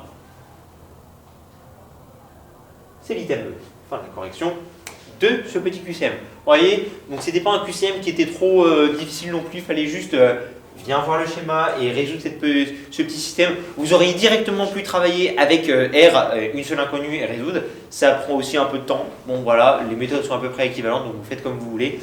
Voilà. Et de toute façon, si vous avez des questions, le forum est fait pour ça. Bien, ensuite, on continue. On s'intéresse à un fil chargé de densité linéique lambda et de longueur L.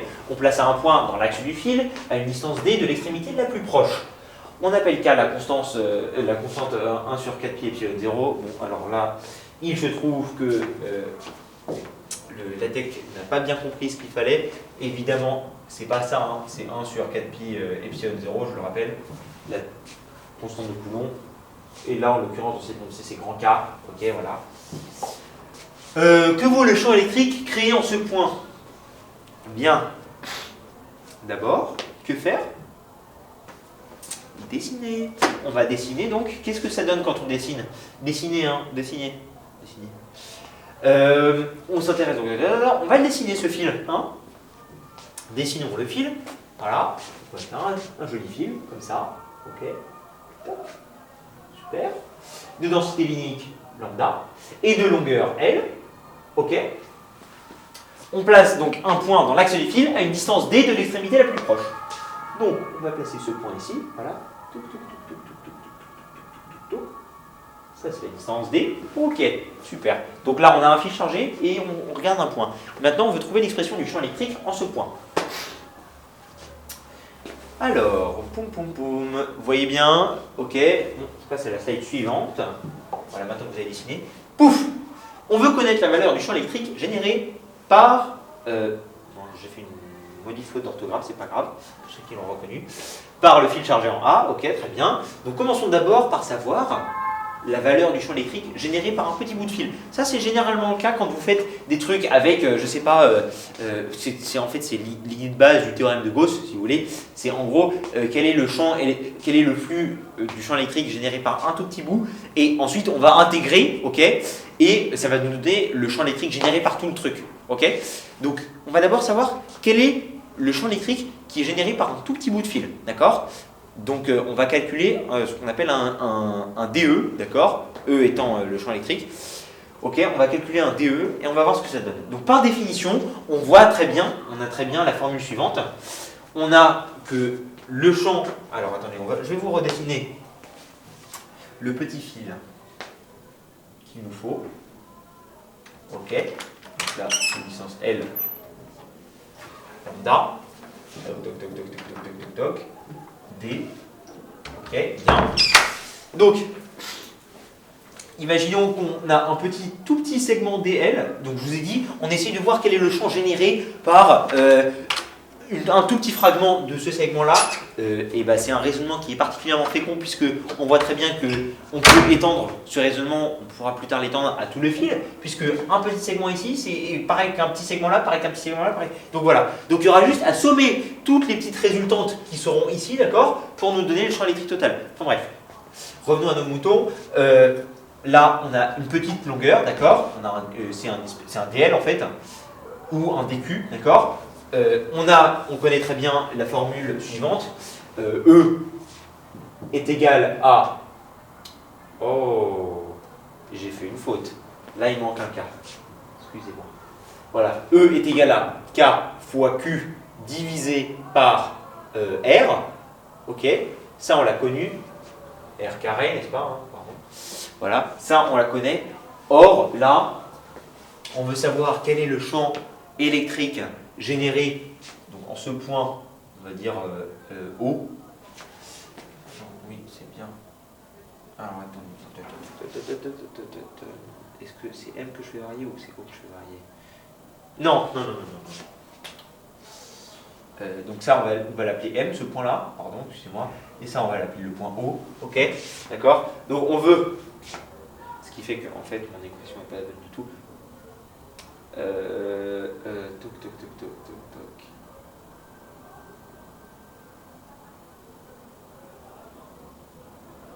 Excusez-moi, 2 petites secondes. Et Dan, Ouais.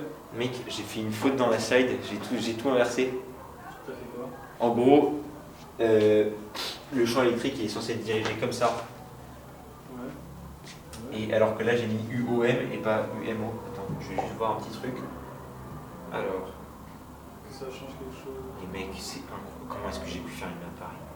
La fatigue. C'est honteux, mec, c'était la Cette fatigue. slide a été réalisée à minuit, sachez-le. Voilà, sachez-le. Malheureusement. Alors, attends.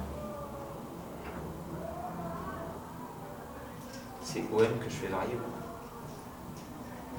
Attends. Mais enfin. Attends, lâche avec ta main là. C'est M que je fais varier. Ok, donc ça va. Non, ça va pas. J'ai trop bien. T'as trouvé le bon item ou pas? Oui, bien sûr que j'ai trouvé le bon item. Mais. T'expliques que tu corriges au fur et à mesure. Ouais. Ok, pardon. Donc, on recommence. On n'oublie pas trop tout depuis le début. Mais là, à partir de ce moment-là, quand j'ai montré cette slide, on oublie tout, on recommence. Hop, voilà. Donc, on va partir du principe que c'est... On va redessiner donc, notre petit dessin. Ok. T'as juste à changer de vecteur. Voilà, attendez, de densité linéaire lambda et de longueur L. On prend un petit point, ok, un petit segment. Et là, donc on a notre petit point,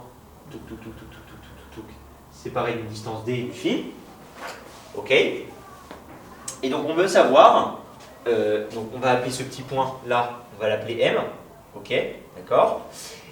Et ce point là, on va l'appeler O. Bien, ok. On veut savoir quel est le champ électrique, vous ne vous concentrez pas sur cette formule pour l'instant, quel est le champ électrique qui est généré par cette toute petite partie du fil sur O. D'accord? Donc on connaît bien la formule suivante. E est égal à K fois Q divisé par R carré fois le vecteur unitaire, d'accord? Ok, ça on la connaît très bien. Du coup là il suffit juste de l'appliquer à ça. Ok, donc qu'est-ce qui change en fait? Donc là, vu que c'est un tout petit segment, ça va être un DE, d'accord? C'est une portion infinitésimale c'est une variation infinitésimale du champ électrique, d'accord? En M, généré par M, hein, bien sûr, qui est égal à, donc là il manquait le K, voilà, fois pas Q hein, ici, mais DQ, puisque c'est une toute petite partie de charge, d'accord? C'est pas tout le segment entier, c'est juste la petite partie, juste le tout petit segment DQ, d'accord? Fois DQ divisé par OM au carré, donc la distance qui sépare ce petit segment ici de O, d'accord? Donc OM au carré, fois le vecteur unitaire. Alors en l'occurrence, ici, ça aurait dû être MO et pas OM. Donc voilà. MO, voilà, hein, parce que ça part de M et ça va vers O. Ok, donc voilà, on a cette petite expression du champ, ok, voilà, cette expression pour une petite variation infinitésimale du champ électrique en tout point M de cette ligne, d'accord? On a ça. Est-ce que vous voyez là où je vais en venir? En fait, là on a un D, là on a un D. Il va falloir faire apparaître notre densité linéique à un moment ou à un autre. Donc qu'est-ce qu'on fait? Plouf, on passe au suivant. Voilà, là vous voyez, il manquait un petit truc. Poum, plouf, il manquait un vecteur, vous voyez très bien que c'est pas homogène. U, voilà, MO. Quand on développe dQ, on sait très bien que dQ est égal à lambda dL, hein, logique, parce que lambda est une densité linéique, d'accord, et on suppose que la densité unique elle est uniforme, bien. Et donc, quand on développe, eh ben, ça nous donne K fois lambda fois dL, donc, qui était dQ avant, ça c'était dQ, divisé par L carré, on dit que bah, du coup L c'est une distance qui va varier, ok, L c'est la distance OM qui sépare les deux, d'accord, c'est L qui varie, ok, donc DL étant une petite variation, on refait notre petit schéma sur notre ligne, donc là en ayant, voilà, là le point M, là le point O, donc c'est pareil de D, et là, notre fil de densité linéique, voilà. Qu'est-ce que je voulais dire? Oui, donc en gros, DL, sur cette droite-là, la droite qui passe par O et M, c'est un segment infinitésimal de longueur, d'accord? Et L étant la distance qui sépare O et M, je crois qu'on l'a marqué dans l'énoncé, peut-être pas. Donc on a cette petite formule-là, vous voyez bien. Donc là, qu'est-ce qu'on voit? En fait, je pense qu'il va falloir que on intègre. Pourquoi? Parce que on a des petits dés là comme ça, ok?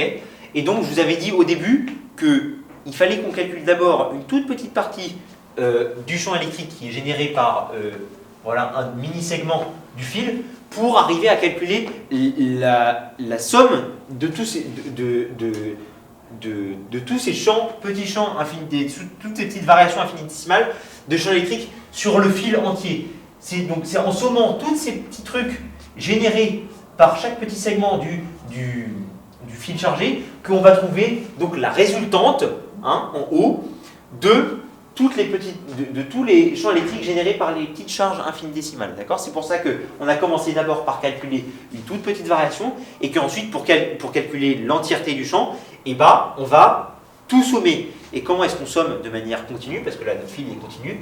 Et bien tout simplement, voilà, donc on fait une intégrale. Quand on a des petits DE comme ça, donc on a l'expression infinitésimale du champ généré par une toute petite portion du fil, là, toute petite portion du fil chargé. Donc qu'est-ce qu'on va faire? Le champ électrique, c'est une grandeur qui est vectorielle. Donc qu'est-ce qu'on va faire? On va tout sommer, d'accord? Ça, le champ électrique généré par ce petit point-là, plus ce petit point-là, plus ce petit point-là, on va le faire sur tout le fil. Et ça va nous donner la valeur du champ électrique total, généré par le fil en entier, d'accord? Et évidemment, L, hein, c'est une longueur qui varie entre D, étant donné que ce point-là, il peut être autant là que là. Donc ici, L est égal à D, d'accord? Parce que c'est... Vous voyez bien que... Attendez, je vais vous faire le petit schéma. Voilà, attendez. Voilà. Hop, voilà. Là, on a M. D. Et en fait, vous voyez bien que donc ce segment, c'est L. La longueur L, ok, qui est juste ici, ok, qui sépare M et O, ok, qui sépare M et O, c'est pour ça qu'il est bien au carré, hein, c'est L au carré, parce que L est égal à OM, hein. Ok, et donc il est évident que L c'est entre D et DL, pourquoi? Parce qu'au minimum, L c'est ça, d'accord, à savoir du coup D, au maximum c'est cette longueur là, d'accord, donc comme ce segment il fait la longueur L, c'est D plus L, d'accord? Donc on a bien L est compris entre D et D plus grand L. D'accord? Donc, il faut trouver la résultante de ces champs-là. Ok? Comment on fait? Bon, évidemment, je rajoute le petit UOM ici, qui n'est pas vraiment, mais bon, on va le rajouter parce qu'il faut être rigoureux. On trouve donc la résultante des champs en sommant, et comme on fait une somme continue, on intègre. Tout, voilà, boum. Que doit-on faire? Je vous le répète, intégrer. Ainsi, on a rapidement donc, cette expression-là. Qu'est-ce qu'on a fait là? Regardez. Alors déjà, on va modifier un tout petit truc.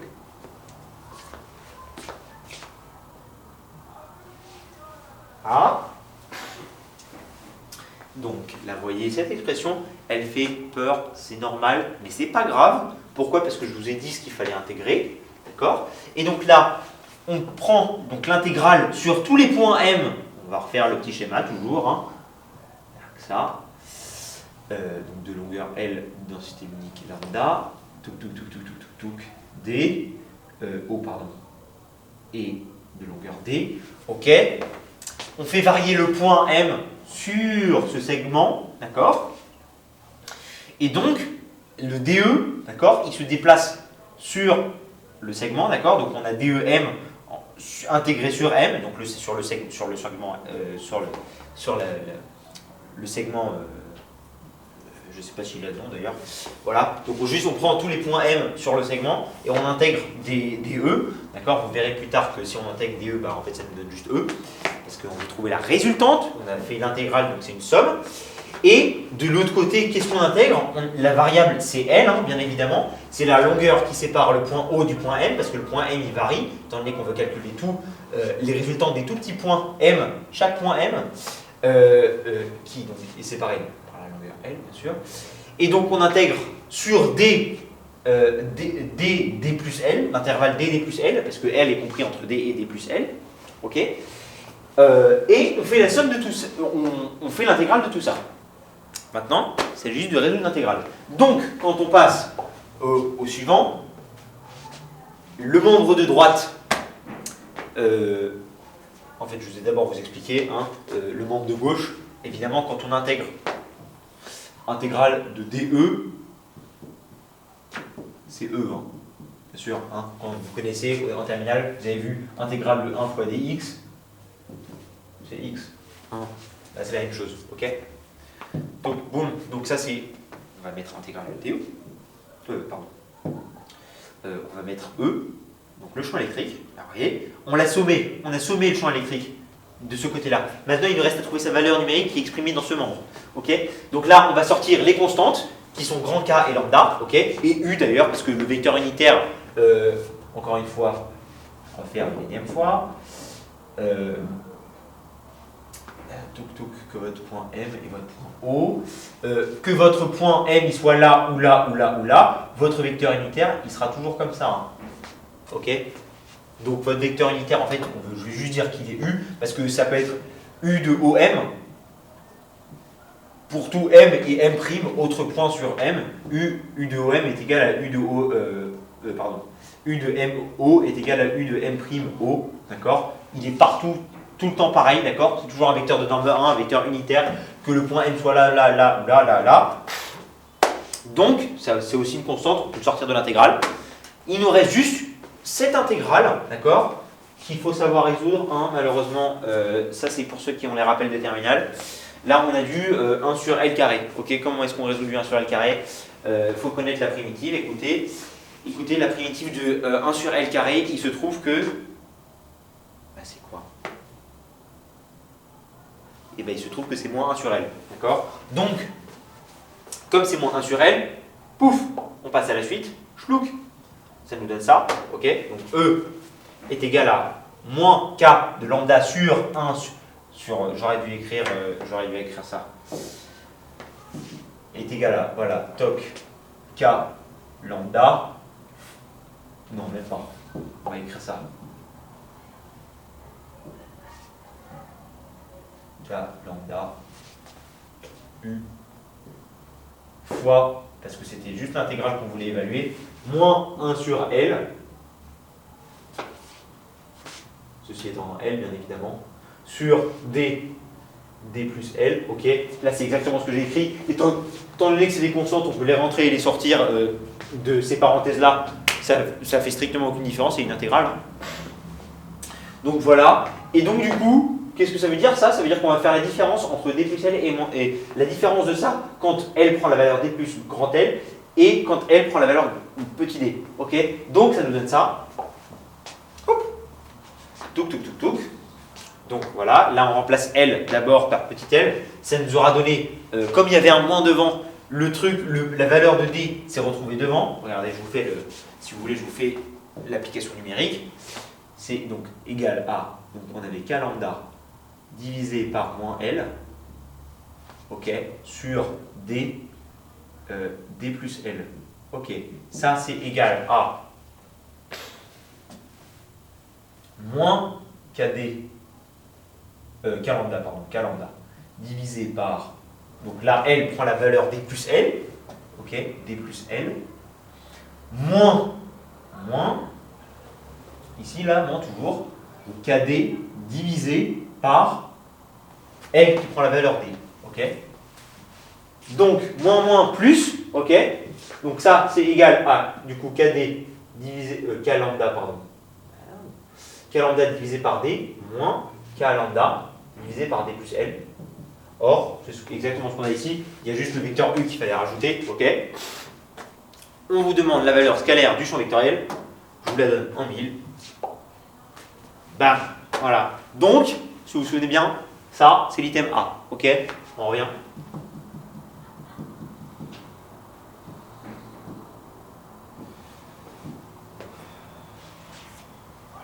Item A.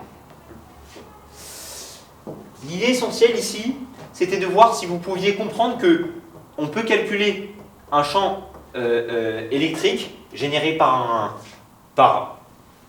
un volume ou un fil ou quelque chose d'autre, d'abord en commençant par exprimer le champ électrique généré par une toute petite partie de cette portion de choses que vous avez qui est chargée, soit un fil, soit une surface, soit un volume. Et puis ensuite, de pouvoir du coup intégrer, parce que c'est comme ça qu'on fait la somme de trucs qui sont continus, en l'occurrence une fois une surface, une longueur, ou une surface, pardon, un segment, ou une surface, un fil ou un volume. Et donc ensuite de sommer tout ça en faisant une intégrale pour arriver à la réponse finale, d'accord? Pour obtenir la résultante. Voilà, donc item A, fin de la correction du QCM8. Vous voyez, on avance peu à peu. Ce que je vous conseille vraiment de faire, c'est de vous arrêter à divers moments, de comprendre, parce que là, c'est la fin de la vidéo, vous êtes sûrement fatigué. Donc avancez et faites comme vous le sentez. Ça, c'est vraiment pour que vous compreniez les items. C'est pas grave si vous ne comprenez pas. Repassez, toujours repasser. Si vous ne comprenez pas, ça va finir par comprendre. Voilà. Maintenant, on va s'attaquer au dernier. Oeda nous a montré un petit truc, mais si on veut s'attaquer un peu brut de décoffrage calculatoire, vous voyez bien, ce qui fait peur là, c'est la relation là, mathématique qu'on vous donne A moins 1 carré sur 2 plus A cube divisé par 3. Voilà, ça c'est un petit artifice qu'on a en maths, ça s'appelle les séries de Maclaurin, qui sont très pratiques en physique, parce qu'elles donnent de très bonnes approximations. Et le petit point, 3 petits points, c'est plus l'infini. Enfin, c'est pas la valeur du truc, mais en gros, c'est pour dire que la suite se continue. Alors, donc on dispose sur un axe des charges séparées par une distance R qui sont de façon alternative positive et négative, plus Q ou moins Q. On donne, voilà, quelle est la valeur du potentiel électrique en une charge plus Q? Qu'est-ce qu'on fait? On dessine, sans surprise. On va dessiner donc. Vous avez vu le petit schéma de Kilian, mais je vais vous le refaire. Donc voilà, on a plus Q, moins Q, plus Q, là, moins Q, plus Q. Ok. Bon, vous voyez, hein. Et là, évidemment, ils sont tous séparés d'une distance R. Ok, R.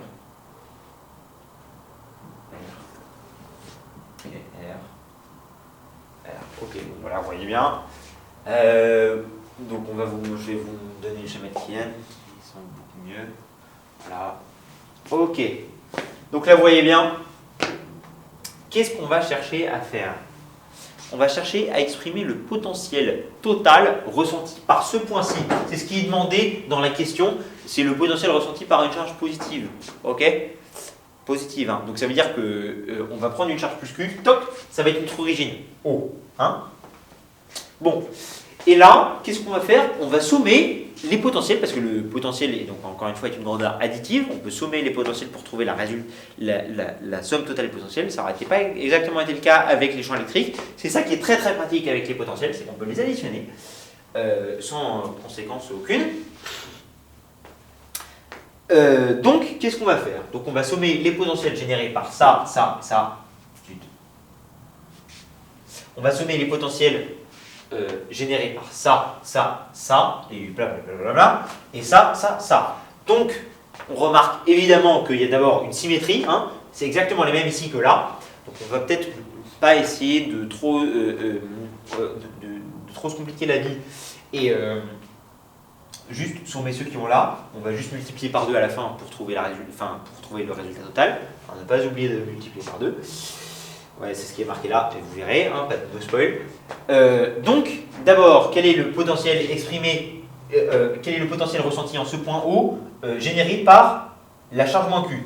Donc, encore une fois, la formule que je vous avais donnée au tout début, hein, on a bien V est égal à petit k fois Q divisé par R. En l'occurrence, la charge ici, c'est moins Q. Donc, voilà. Ça, c'est le potentiel ressenti en haut par la charge moins Q. OK. Ensuite, on passe à la deuxième charge, c'est plus Q. Donc, ici, c'est un plus, tchouk, mais, on remarque bien, voilà, ils sont séparés plus de non plus R, mais 2 R. Donc, voilà, petit truc. Donc, voilà, on a donc nos potentiels 1, potentiel 2. Et ensuite, on continue. Hein.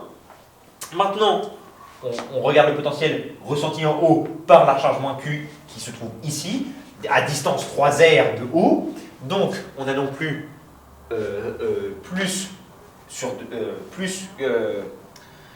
K sur Q divisé par 2R, mais moins 3 sur R, moins K sur Q divisé par 3R. Hein, c'est bien ce que Kian nous a écrit. Touc, touc, touc, touc, touc. Et ainsi de suite. Vous voyez très bien que ça ne s'en finit pas. On somme tout ça. Ok, donc, comment est-ce qu'on va faire pour sommer tout ça? Regardez. Ouf. Là, parce qu'on veut calculer le potentiel total généré par ce segment de charge qui va de là à plus à l'infini. Voilà. Donc, comment est-ce qu'on fait pour sommer ce segment de charge? Ouf. Donc voilà, on cherche la somme des potentiels générés par les charges à gauche et à droite de plus Q. Et à droite, on trouve que V, on va appeler ça V', c'est le potentiel généré par la partie droite. Okay, c'est donc, comme je vous avais dit, donc ça c'est moins Q. Voilà. Moins Q, c'est la charge qui est la plus proche. Hein. Donc là, on a plus Q. Là, on a moins Q, séparé de R. Là, on a les autres charges de l'autre côté, mais bon. Voilà. Là, on a plus Q, qui est séparé de 2R. Donc plus Q, plus KQ divisé par 2R. Hein. On somme les potentiels petit à petit. Là, ensuite, encore, on a moins Q. Là, c'est 3R, ici, toujours. C'est pour ça que 3R au dénominateur, plus, nanani, nanana. Et là, on voit bien qu'on a une suite de la forme, on a une somme de la forme. C'est généralement, les dénominateurs pairs, ils vont avoir un signe positif devant eux. Donc c'est de la forme 2n, voilà, fois R, moins, et donc évidemment, du coup, par opposition, les nombres impairs ici vont avoir un signe négatif de charge devant eux, moins, donc 2n, voilà, 2n plus 1, qui est la forme d'un nombre impair, KQ, voilà, divisé par R. Donc on va essayer de sommer tout ça. On remarque qu'il y a un truc qui est super redondant. Est-ce que vous remarquez par quoi on peut factoriser? Je vous laisse un petit temps. Trop tard, vous n'avez pas été assez rapide. C'est... Non, c'est pas ça que je veux du tout faire. My God, qu'est-ce que j'ai fait moi? Non, man. Oh non. Oh non. Attends, qu'est pas ça là?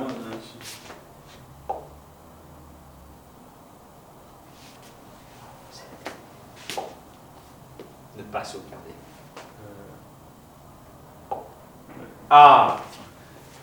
Pardon pour ce petit, petit intermède. Donc voilà, vous n'avez pas été assez rapide. Et donc, je vais vous surligner. Qu'est-ce qu'on remarque? Là, KQ toujours, R, KQ, R, toujours, voilà, encore, toujours, et encore. Voilà. Donc, on voit bien, évidemment, qu'on peut factoriser par KQ divisé par R. Ce qui donne, voilà. Même, on peut même factoriser par moins Q. Moins KQ divisé par R, vous verrez pourquoi c'est pratique. Voilà. On factorise par moins KQ divisé par R. Et donc, à gauche, puisque là, on a enlevé KQ divisé par R à chaque fois, on a, enfin plutôt moins même, on a 1, moins 2, moins 1 sur 2, plus 1 sur 3, moins 1, plus truc. Voilà. Donc là, vous voyez, quand on simplifie, 1, moins 1 sur 2, plus 1 sur 3, plus blablabla, moins 1 sur 2n. Là, cette fois-ci, comme on a factorisé par moins, c'est les impairs qui deviennent positifs et les pairs qui deviennent négatifs. Donc, que reconnaît-on là? Qu'est-ce qu'on reconnaît là? Ce segment-là, il est super intéressant. Hein? Il est super intéressant. Pourquoi? À votre avis, qu'est-ce qu'il y a un truc dans l'énoncé qui faisait référence à une application, enfin, un truc dans l'énoncé qui me faisait peut-être un peu peur, qui peut permettre de résoudre ça? Voilà, quel artifice mathématique peut-on utiliser pour simplifier l'expression? Eh bien écoutez, encore une fois de plus, pour finir, je vous le donne en mille, j'ai dit 3 fois la même chose. Eh bien écoutez, c'est ce petit truc-là. Pourquoi? On ne vous l'a pas donné pour rien, évidemment. Qu'est-ce que vous pouvez remarquer? Là, les dénominateurs qu'on a sont les mêmes. Hein, on a ici, on a 1, hein, voilà. Ici on a 2, ici on a 3, ici on a 2n, ici on a 2n plus 1. Hein. Qu'est-ce qui change? Il y a juste un A. Et le problème, c'est qu'il y a des puissances. Mais, nous, on s'en fiche. Pourquoi?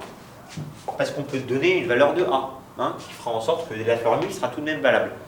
Quelle est la valeur de A dans notre exercice? Eh bien, écoutez, A égale 1. N'est-ce pas? Parce que pourquoi? Si on remplace 1 ici, bon alors malheureusement il était dit dans l'énoncé que A devait être strictement supérieur à 1, ce qui est stricto sensu vrai, mais en prenant la limite de cette expression, on peut trouver la valeur de ln de A plus 1 avec A tend vers 1, tend vers 1, et il est évident que c'est ln de 2. Hein? C'est ln de 2 parce que oui, quand vous remplacez, là regardez, vous avez 1, quand vous remplacez 1 par 1, moins 1 au carré, donc c'est toujours 1, plus 1 au cube, donc toujours 1, moins blablabla 1 sur 2, 1 puissance 2n, c'est toujours 1, plus 1 puissance 2n plus 1, c'est toujours 1. Ça nous donne bien l'expression précédente, hein, vous voyez?